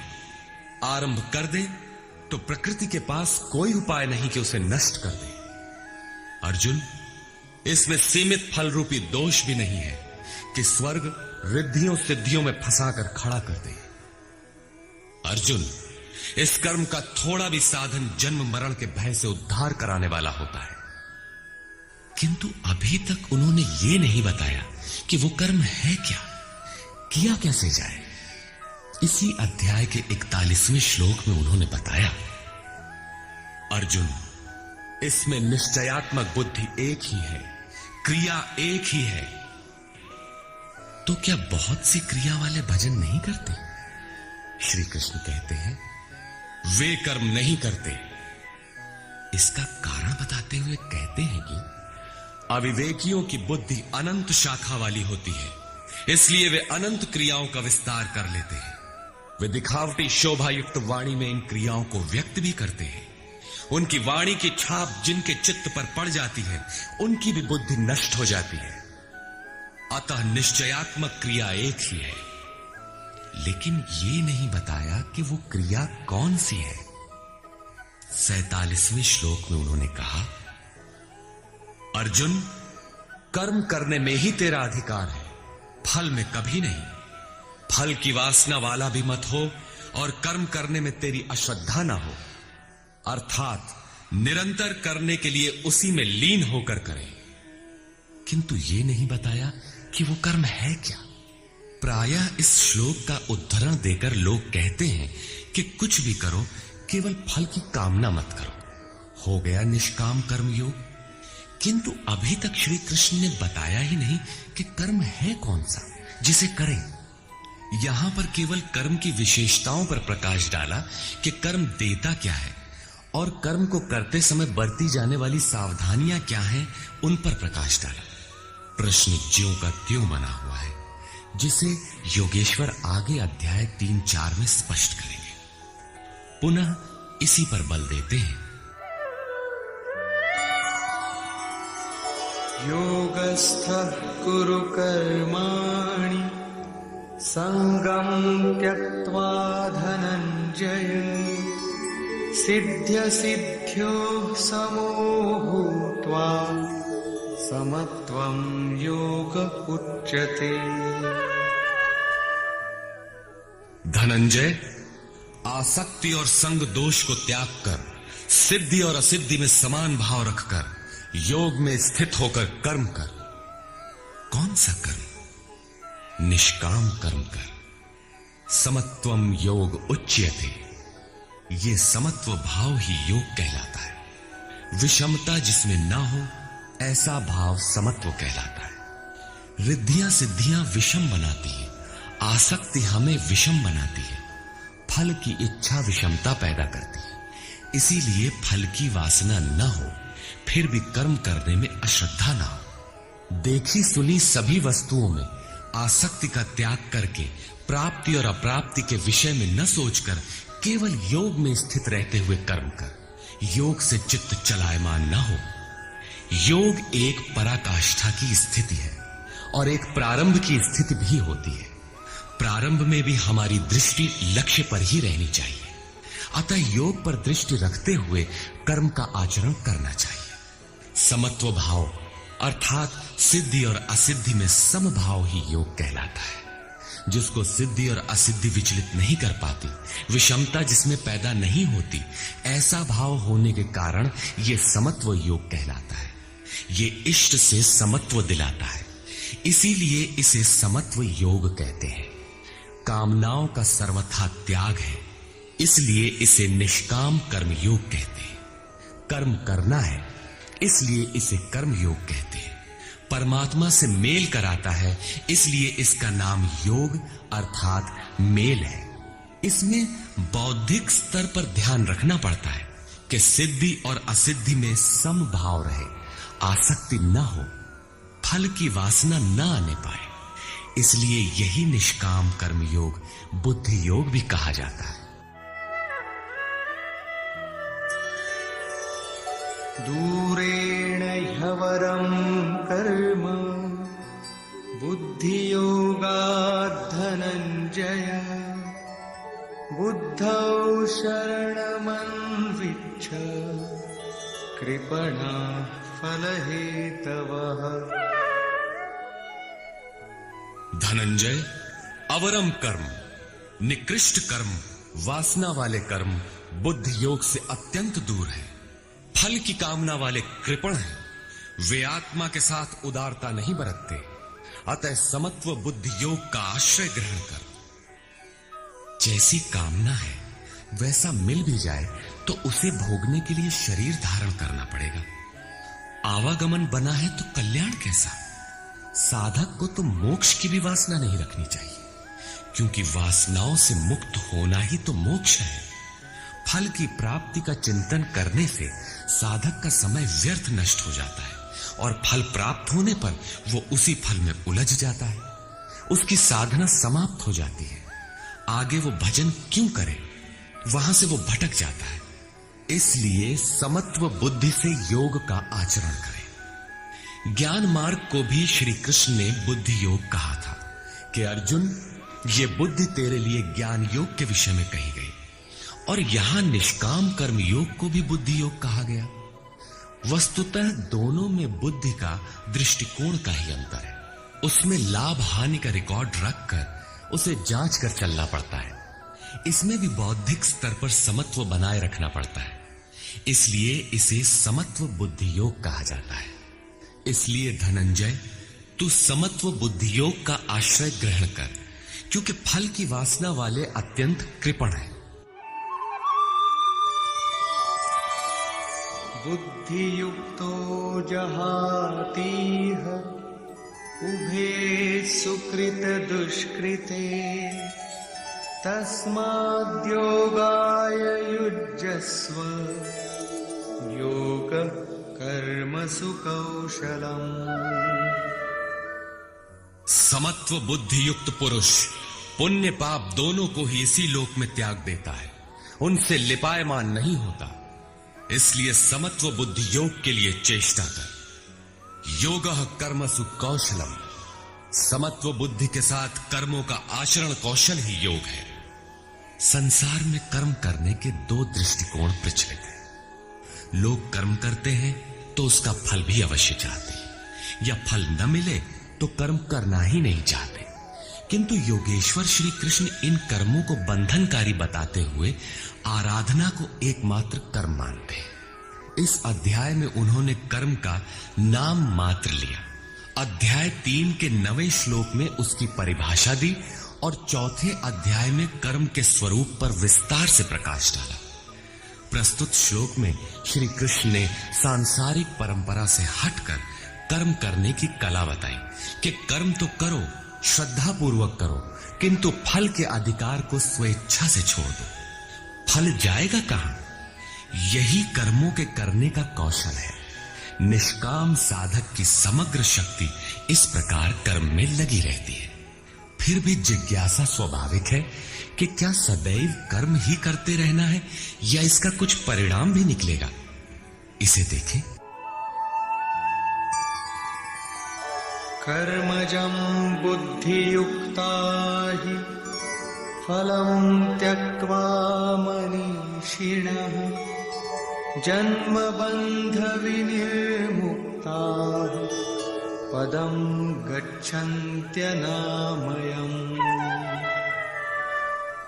बुद्धि योग से युक्त ज्ञानी जन कर्मों से उत्पन्न होने वाले फल को त्याग कर जन्म और मृत्यु के बंधन से छूट जाते हैं।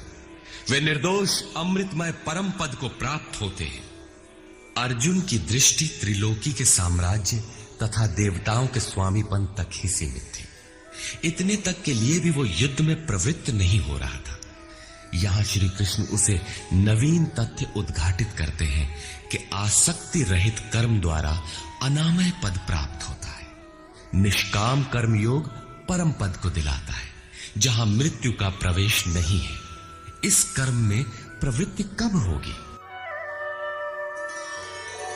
यदा ते मोह कलिलं बुद्धिर्व्यतितरिष्यति तदा गन्तासि निर्वेदं श्रोतव्यस्य श्रुतस्य च। जिस काल में तेरी साधक की बुद्धि मोह रूपी दलदल को पूर्णतः पार कर लेगी, लेश मात्र भी मोह न रह जाए, उस समय जो सुनने योग्य है उसे तू सुन सकेगा और सुने हुए के अनुसार वैराग्य को प्राप्त हो सकेगा, अर्थात उसे आचरण में ढाल सकेगा। अभी तो जो सुनने लायक है उसे न तो तू सुन पाया है और आचरण का तो प्रश्न ही नहीं खड़ा होता। इसी योग्यता पर पुनः प्रकाश डालते हैं। श्रुति विप्रतिपन्ना ते यदा स्थास्यति निश्चला समाधावचला बुद्धि तदा योगमवाप्स्यसि। अनेक प्रकार के वेद वाक्यों को सुनकर विचलित हुई तेरी बुद्धि जब परमात्म स्वरूप में समाधिस्थ होकर अचल स्थिर ठहर जाएगी, तब तू समत्व योग को प्राप्त होगा, पूर्ण समस्थिति को प्राप्त करेगा, जिसे अनामय परम पद कहते हैं। यही योग की पराकाष्ठा है और यही अप्राप्त की प्राप्ति है। वेदों से तो शिक्षा ही मिलती है, किंतु श्री कृष्ण कहते हैं श्रुति विप्रतिपन्ना। श्रुतियों के अनेक सिद्धांतों को सुनने से बुद्धि विचलित हो जाती है। सिद्धांत तो अनेकों सुने, लेकिन जो सुनने योग्य है लोग उससे दूर ही रहते हैं। ये विचलित बुद्धि जिस समय समाधि में स्थिर हो जाएगी, तब तू योग की पराकाष्ठा अमृत पद को प्राप्त करेगा। इस पर अर्जुन की उत्कंठा स्वाभाविक थी कि वे महापुरुष कैसे होते हैं जो अनामय परम पद में स्थित है, समाधि में जिनकी बुद्धि स्थिर है। उसने प्रश्न किया। अर्जुन उवाच।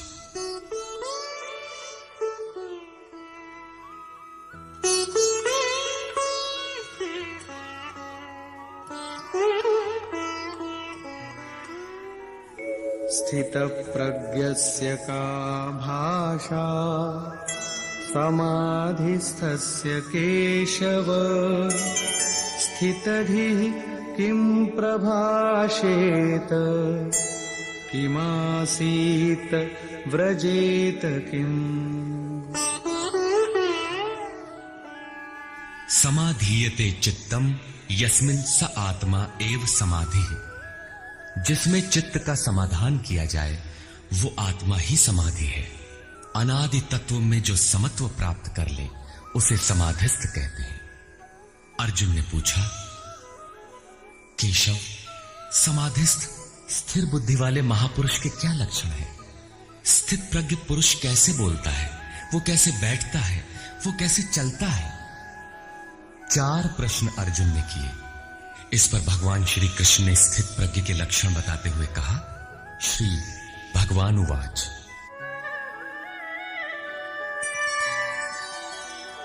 प्रजहाति यदा कामान् सर्वान् पार्थमनोगतान् आत्मन्येवात्मना तुष्टः स्थितप्रज्ञस्तदोच्यते। पार्थ, जब मनुष्य मन में स्थित संपूर्ण कामनाओं को त्याग देता है, तब वो आत्मा से ही आत्मा में संतुष्ट हुआ स्थिर बुद्धि वाला कहा जाता है। कामनाओं के त्याग पर ही आत्मा का दिग्दर्शन होता है। ऐसा आत्माराम आत्मतृप्त महापुरुष ही स्थित प्रज्ञ है। दुःखेष्वनुद्विग्नमनाः सुखेषु विगतस्पृहः वीतरागभयक्रोधः स्थितधीर्मुनिरुच्यते। दैहिक, दैविक तथा भौतिक दुखों में जिसका मन उद्विग्न नहीं होता, सुखों की प्राप्ति में जिसकी स्पृहा दूर हो गई है तथा जिसके राग, भय और क्रोध नष्ट हो गए हैं, मननशीलता की चरम सीमा पर पहुंचा हुआ मुनि स्थित प्रज्ञ कहा जाता है। उसके अन्य लक्षण बताते हैं। यः सर्वत्रानभिस्नेहः तत्तत्प्राप्य शुभाशुभम् नाभिनन्दति न द्वेष्टि तस्य प्रज्ञा प्रतिष्ठिता। जो पुरुष सर्वत्र स्नेह रहित हुआ, शुभ अथवा अशुभ को प्राप्त होकर न तो प्रसन्न होता है और न द्वेष करता है, उसकी बुद्धि स्थिर है। शुभ वो है जो परमात्म स्वरूप में लगाता है, अशुभ वो है जो प्रकृति की ओर ले जाने वाला होता है। किंतु स्थित प्रज्ञ पुरुष अनुकूल परिस्थितियों से न प्रसन्न होता है और न प्रतिकूल परिस्थितियों से द्वेष करता है, क्योंकि प्राप्त होने योग्य वस्तु न उससे भिन्न है और न पतित करने वाले विकार ही उसके लिए है। अर्थात अब साधन से उसका अपना कोई प्रयोजन नहीं रहा। ऐसा व्यक्ति स्थित प्रज्ञ कहा जाता है। यदा संहरते चायम् कूर्मोऽङ्गानीव सर्वशः इन्द्रियाणीन्द्रियार्थेभ्यः तस्य प्रज्ञा प्रतिष्ठिता। जिस प्रकार कछुआ अपने अंगों को समेट लेता है, ठीक वैसे ही ये पुरुष जब सब ओर से अपने अंगों को समेट लेता है, तब उसकी बुद्धि स्थिर होती है। खतरे को देखते ही कछुआ जिस प्रकार अपने सिर और पैर समेट लेता है, ठीक इसी प्रकार जो पुरुष विषयों में विचरती हुई इंद्रियों को सब ओर से समेटकर हृदय देश में निरोध कर लेता है, उस काल में उस पुरुष की बुद्धि स्थिर होती है। किंतु ये तो एक दृष्टांत मात्र है। खतरे का एहसास मिटते ही कछुआ तो अपने अंगों को पुनः फैला देता है। क्या इसी प्रकार स्थित प्रज्ञ महापुरुष भी विषयों में रस लेने लगता है? इस पर कहते हैं, विषया विनिवर्तन्ते निराहारस्य देहिनः रसवर्जं रसोऽप्यस्य परं दृष्ट्वा निवर्तते। इंद्रियों द्वारा विषयों को न ग्रहण करने वाले पुरुषों के विषय तो निवृत्त हो जाते हैं, क्योंकि वे ग्रहण ही नहीं करते, किंतु उनका राग नहीं निवृत्त होता, आसक्ति लगी रहती है। संपूर्ण इंद्रियों को विषयों से समेटने वाले निष्काम कर्मी का राग भी परम दृष्टवा, परम तत्व परमात्मा का साक्षात्कार करके निवृत्त हो जाता है। महापुरुष कछुए की तरह अपनी इंद्रियों को विषयों में नहीं फैलाता। एक बार जब इंद्रियां सिमट गईं, तो संस्कार ही मिट जाते हैं, पुनः वे नहीं निकलते। निष्काम कर्मयोग के आचरण द्वारा परमात्मा के प्रत्यक्ष दर्शन के साथ उस पुरुष का विषयों से राग भी निवृत्त हो जाता है। प्रायः चिंतन पथ में हठ करते हैं। हठ से इंद्रियों को रोककर वे विषय से तो निवृत्त हो जाते हैं, किंतु मन में उनका चिंतन राग लगा रहता है। ये आसक्ति परम दृष्टवा परमात्मा का साक्षात्कार करने के बाद ही निवृत्त होती है, इसके पूर्व नहीं। पूज्य महाराज जी इस संबंध में अपनी एक घटना बताया करते थे। गृह त्याग से पूर्व उन्हें 3 बार आकाशवाणियां हुई थी। हमने पूछा, महाराज जी आपको आकाशवाणी क्यों हुई, हम लोगों को तो नहीं हुई? तब इस पर महाराज जी कहे, हो ई शंका मोहू के बही रही, अर्थात ये संदेह मुझे भी हुआ था। तब अनुभव में आया कि मैं 7 जन्म से लगातार साधु हूं। 4 जन्म तो केवल साधुओं सा वेश बनाए, तिलक लगाए, कहीं विभूति पोते, कहीं कमंडलू लिए विचरण कर रहा हूं। योग क्रिया की जानकारी नहीं थी, लेकिन पिछले 3 जन्म से बढ़िया साधु हूं, जैसा होना चाहिए। मुझ में योग क्रिया जागृत थी। पिछले जन्म में पार लग चला था, निवृत्ति हो चली थी, किंतु 2 इच्छाएं रह गई थी, एक तो स्त्री और दूसरी गांजा। अंतर मन में इच्छाएं थीं, किंतु बाहर से हमने शरीर को दृढ़ रखा।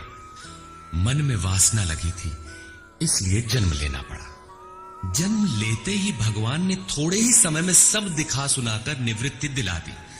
2-3 चटकना दिया और साधु बना दिया। ठीक यही बात श्री कृष्ण कहते हैं कि इंद्रियों द्वारा विषयों को न ग्रहण करने वाले पुरुष के भी विषय तो निवृत्त हो जाते हैं, किंतु साधना द्वारा परम पुरुष परमात्मा का साक्षात्कार कर लेने पर वो विषयों के राग से भी निवृत्त हो जाता है।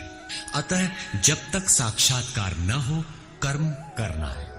इंद्रियों को विषयों से समेटना कठिन है। इस पर प्रकाश डालते हैं, यततो ह्यपि कौन्तेय पुरुषस्य विपश्चितः इन्द्रियाणि प्रमाथीनि हरन्ति प्रसभं मनः। कौन्तेय, प्रयत्न करने वाले मेधावी पुरुष की प्रमथनशील इंद्रियां उसके मन को बलात् हर लेती हैं, विचलित कर देती हैं। इसलिए तानि सर्वाणि संयम्य युक्त आसीत मत्परः वशे हि यस्येन्द्रियाणि तस्य प्रज्ञा प्रतिष्ठिता।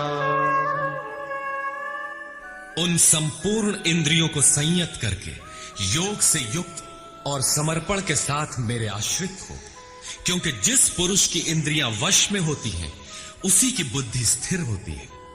यहां योगेश्वर श्री कृष्ण साधन के निषेधात्मक अवयवों के साथ उसके विधेयात्मक पहलू पर जोर देते हैं।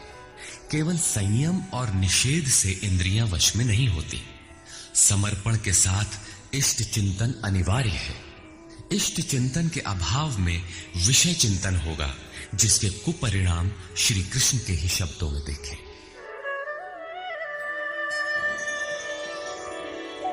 ध्यायतो विषयान् पुंसः संगस्तेषूपजायते संगात् संजायते कामः कामात् क्रोधोऽभिजायते। विषयों का चिंतन करने वाले पुरुष की उन विषयों में आसक्ति हो जाती है। आसक्ति से कामना उत्पन्न होती है। कामना पूर्ति में व्यवधान आने से क्रोध उत्पन्न होता है।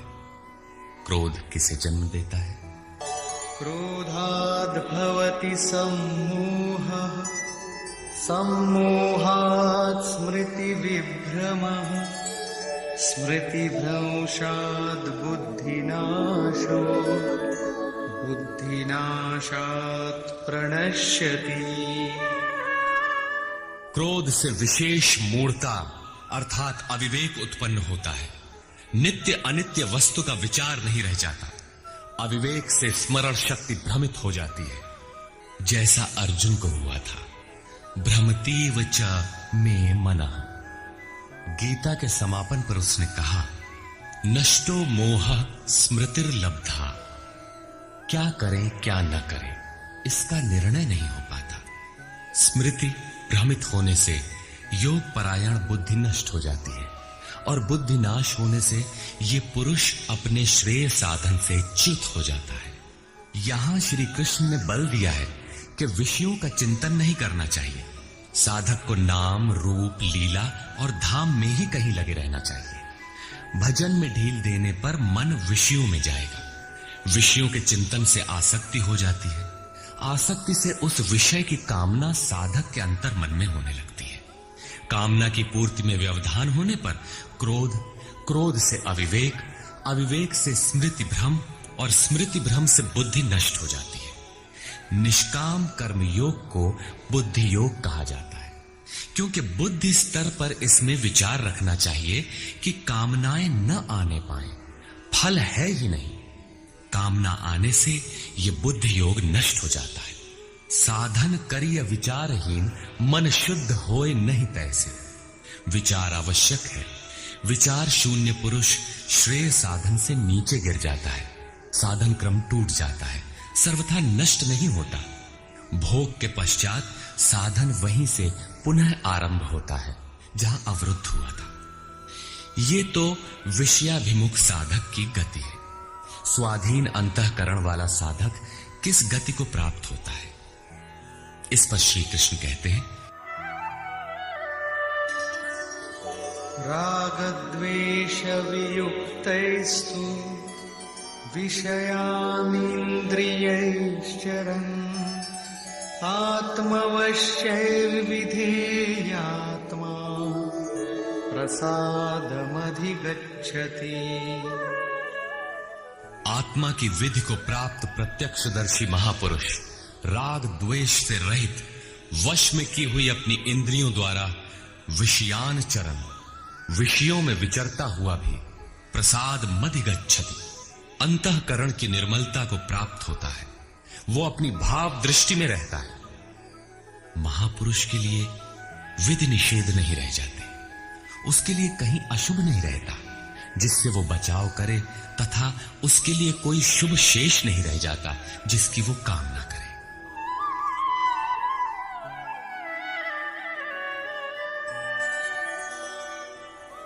प्रसादे सर्वदुःखानां हानिरस्योपजायते प्रसन्नचेतसो याशु बुद्धि पर्यवतिष्ठते।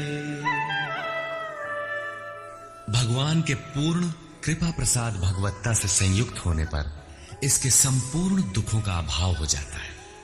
दुःखालयम अशाश्वतम, संसार का अभाव हो जाता है और उस प्रसन्न चित्त वाले पुरुष की बुद्धि शीघ्र ही अच्छी प्रकार स्थिर हो जाती है। किंतु जो योग युक्त नहीं है, उनकी दशा पर प्रकाश डालते हैं। नास्ति बुद्धिरयुक्तस्य न चायुक्तस्य भावना न चाभावयतः शांति अशांतस्य कुतः सुखम्। योग साधन रहित पुरुष के अंतःकरण में निष्काम कर्मयुक्त बुद्धि नहीं होती। उस अयुक्त के अंतःकरण में भाव भी नहीं होता। भावना रहित पुरुष को शांति कहा और अशांत पुरुष को सुख कहा। योग क्रिया करने से कुछ दिखाई पड़ने पर ही भाव बनता है। जाने बिनु ना होई प्रतीति, भावना बिना शांति नहीं मिलती और शांति रहित पुरुष को सुख अर्थात शाश्वत सनातन की प्राप्ति नहीं होती। इंद्रियाणां हि चरतां यन्मनोनुविधीयते तदस्य हरति प्रज्ञां वायुर्नावमिवाम्भसि। जल में नाव को जिस प्रकार वायु हरण करके गंतव्य से दूर कर देता है, ठीक वैसे ही विषयों में विचरण करती हुई इंद्रियों में जिस इंद्रिय के साथ मन रहता है, वो एक ही इंद्रिय उस अयुक्त पुरुष की बुद्धि को हर लेती है। अतः योग का आचरण अनिवार्य है। क्रियात्मक आचरण पर श्री कृष्ण पुनः बल देते हैं। तस्माद्यस्य महाबाहो निगृहीतानि सर्वशः इंद्रियाणीन्द्रियार्थेभ्यः तस्य प्रज्ञा प्रतिष्ठिता। इससे हे महाबाहो, जिस पुरुष की इंद्रियां इंद्रियों के विषयों से सर्वथा वश में की हुई होती हैं, उसकी बुद्धि स्थिर होती है। बाहु कार्य क्षेत्र का प्रतीक है। भगवान महाबाहु एवं आजानुबाहु कहे जाते हैं। वे बिना हाथ पैर के सर्वत्र कार्य करते हैं। उनमें जो प्रवेश पाता है या जो उसी भगवत्ता की ओर अग्रसर है, वो भी महाबाहु है। श्री कृष्ण और अर्जुन दोनों को महाबाहु कहा गया है। या निशा सर्वभूतानां तस्यां जागर्ति संयमी यस्यां जागृति भूतानि सा निशा पश्यतो मुनिः। संपूर्ण भूत प्राणियों के लिए वो परमात्मा रात्रि के तुल्य है, क्योंकि दिखाई नहीं देता, न विचार ही काम करता है, इसलिए रात्रि सदृश है। उस रात्रि में परमात्मा में संयमी पुरुष भली प्रकार देखता है, चलता है, जागता है, क्योंकि वहां उसकी पकड़ है। योगी इंद्रियों के संयम द्वारा उसमें प्रवेश पा जाता है। जिन नाशवान सांसारिक सुख भोग के लिए संपूर्ण प्राणी रात दिन परिश्रम करते हैं, योगी के लिए वही निशा है। रमा विलासु राम अनुरागी तजत बमन जिमि जन बड़ भागी। जो योगी परमार्थ पथ में निरंतर सजग और भौतिक ऐषणाओं से सर्वथा निष्प्रिय होता है, वही उस इष्ट में प्रवेश पाता है। वो रहता तो संसार में ही है, किंतु संसार का उस पर प्रभाव नहीं पड़ता। महापुरुष की इस रहनी का चित्रण देखें।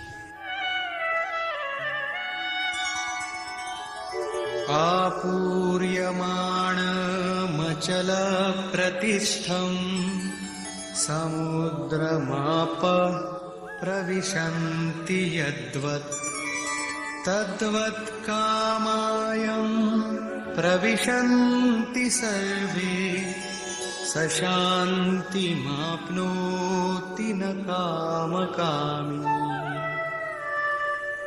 जैसे सब ओर से परिपूर्ण अचल प्रतिष्ठा वाले समुद्र में नदियों के जल उसको चलायमान न करते हुए बड़े वेग से उसमें समा जाते हैं, ठीक वैसे ही परमात्मा में स्थित प्रज्ञ पुरुष में संपूर्ण भोग विकार उत्पन्न किए बिना समा जाते हैं। ऐसा पुरुष परम शांति को प्राप्त होता है, न कि भोगों को चाहने वाला। भयंकर वेग से बहने वाली सहस्त्रों नदियों के स्रोत फसल को नष्ट करते हुए, हत्याएं करते हुए, नगरों को डुबाते हुए, हाहाकार मचाते हुए बड़े वेग से समुद्र में गिरते हैं, किंतु समुद्र को न 1 इंच ऊपर उठा पाते हैं और न गिरा ही पाते हैं, बल्कि उसी में समाहित हो जाते हैं।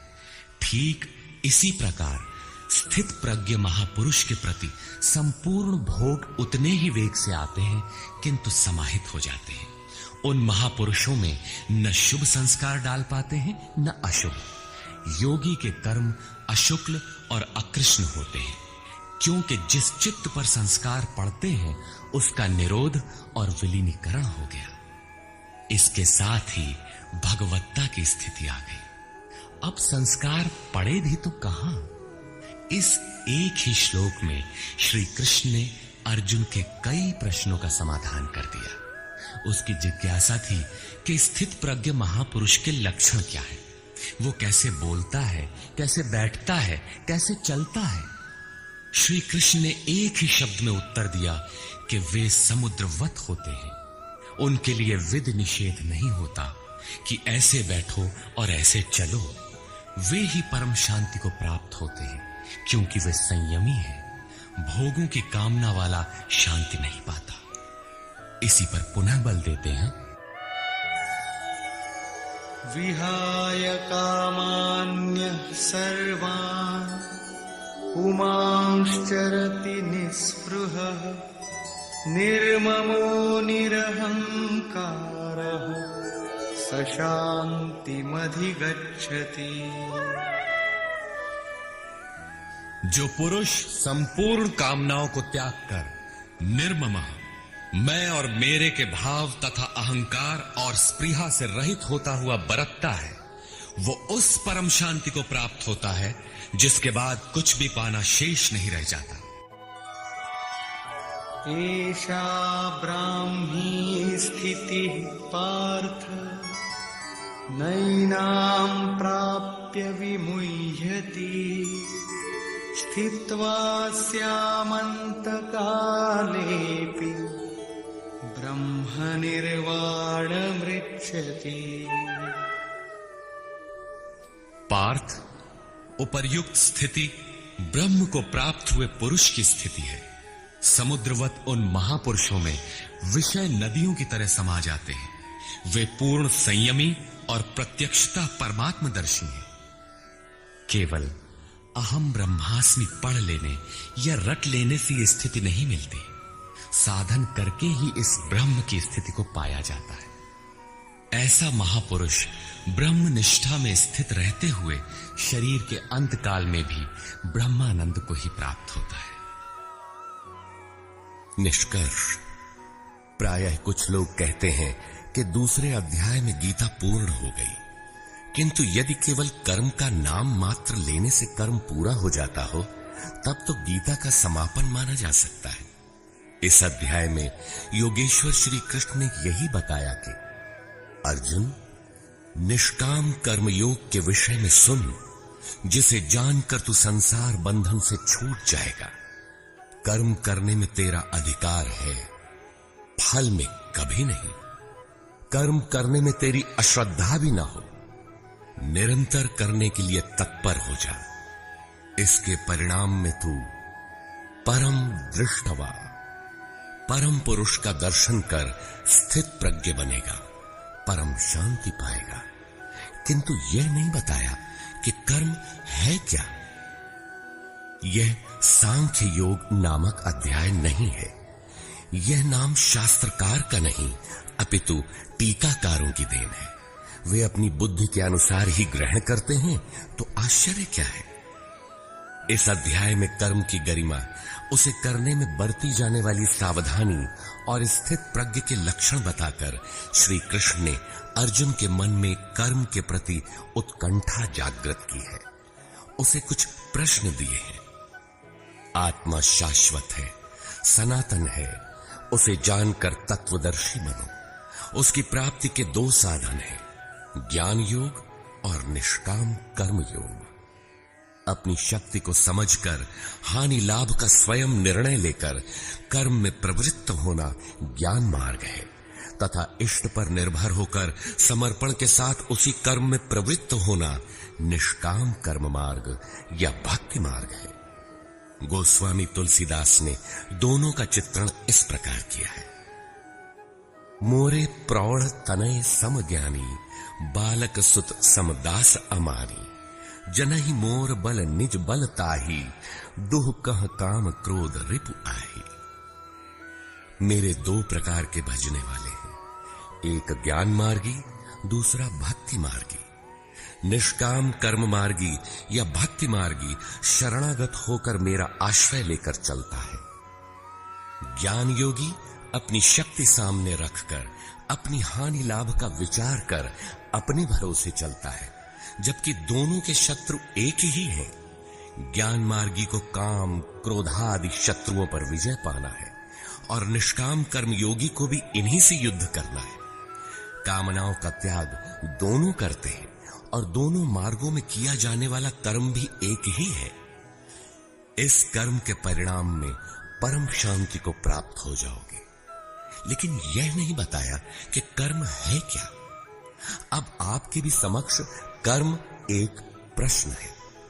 अर्जुन के मन में भी कर्म के प्रति जिज्ञासा हुई। तीसरे अध्याय के आरंभ में ही उसने कर्म विषयक प्रश्न प्रस्तुत किया। अतः ओम तत्सदिति श्रीमद् भगवद गीता सूपनिषत्सु ब्रह्म विद्यायाम योग शास्त्रे श्री कृष्ण अर्जुन संवादे कर्म जिज्ञासा नाम द्वितीयो अध्यायः। इस प्रकार श्रीमद् भगवद गीता के भाष्य यथार्थ गीता का दूसरा अध्याय पूर्ण होता है। हरि ओम।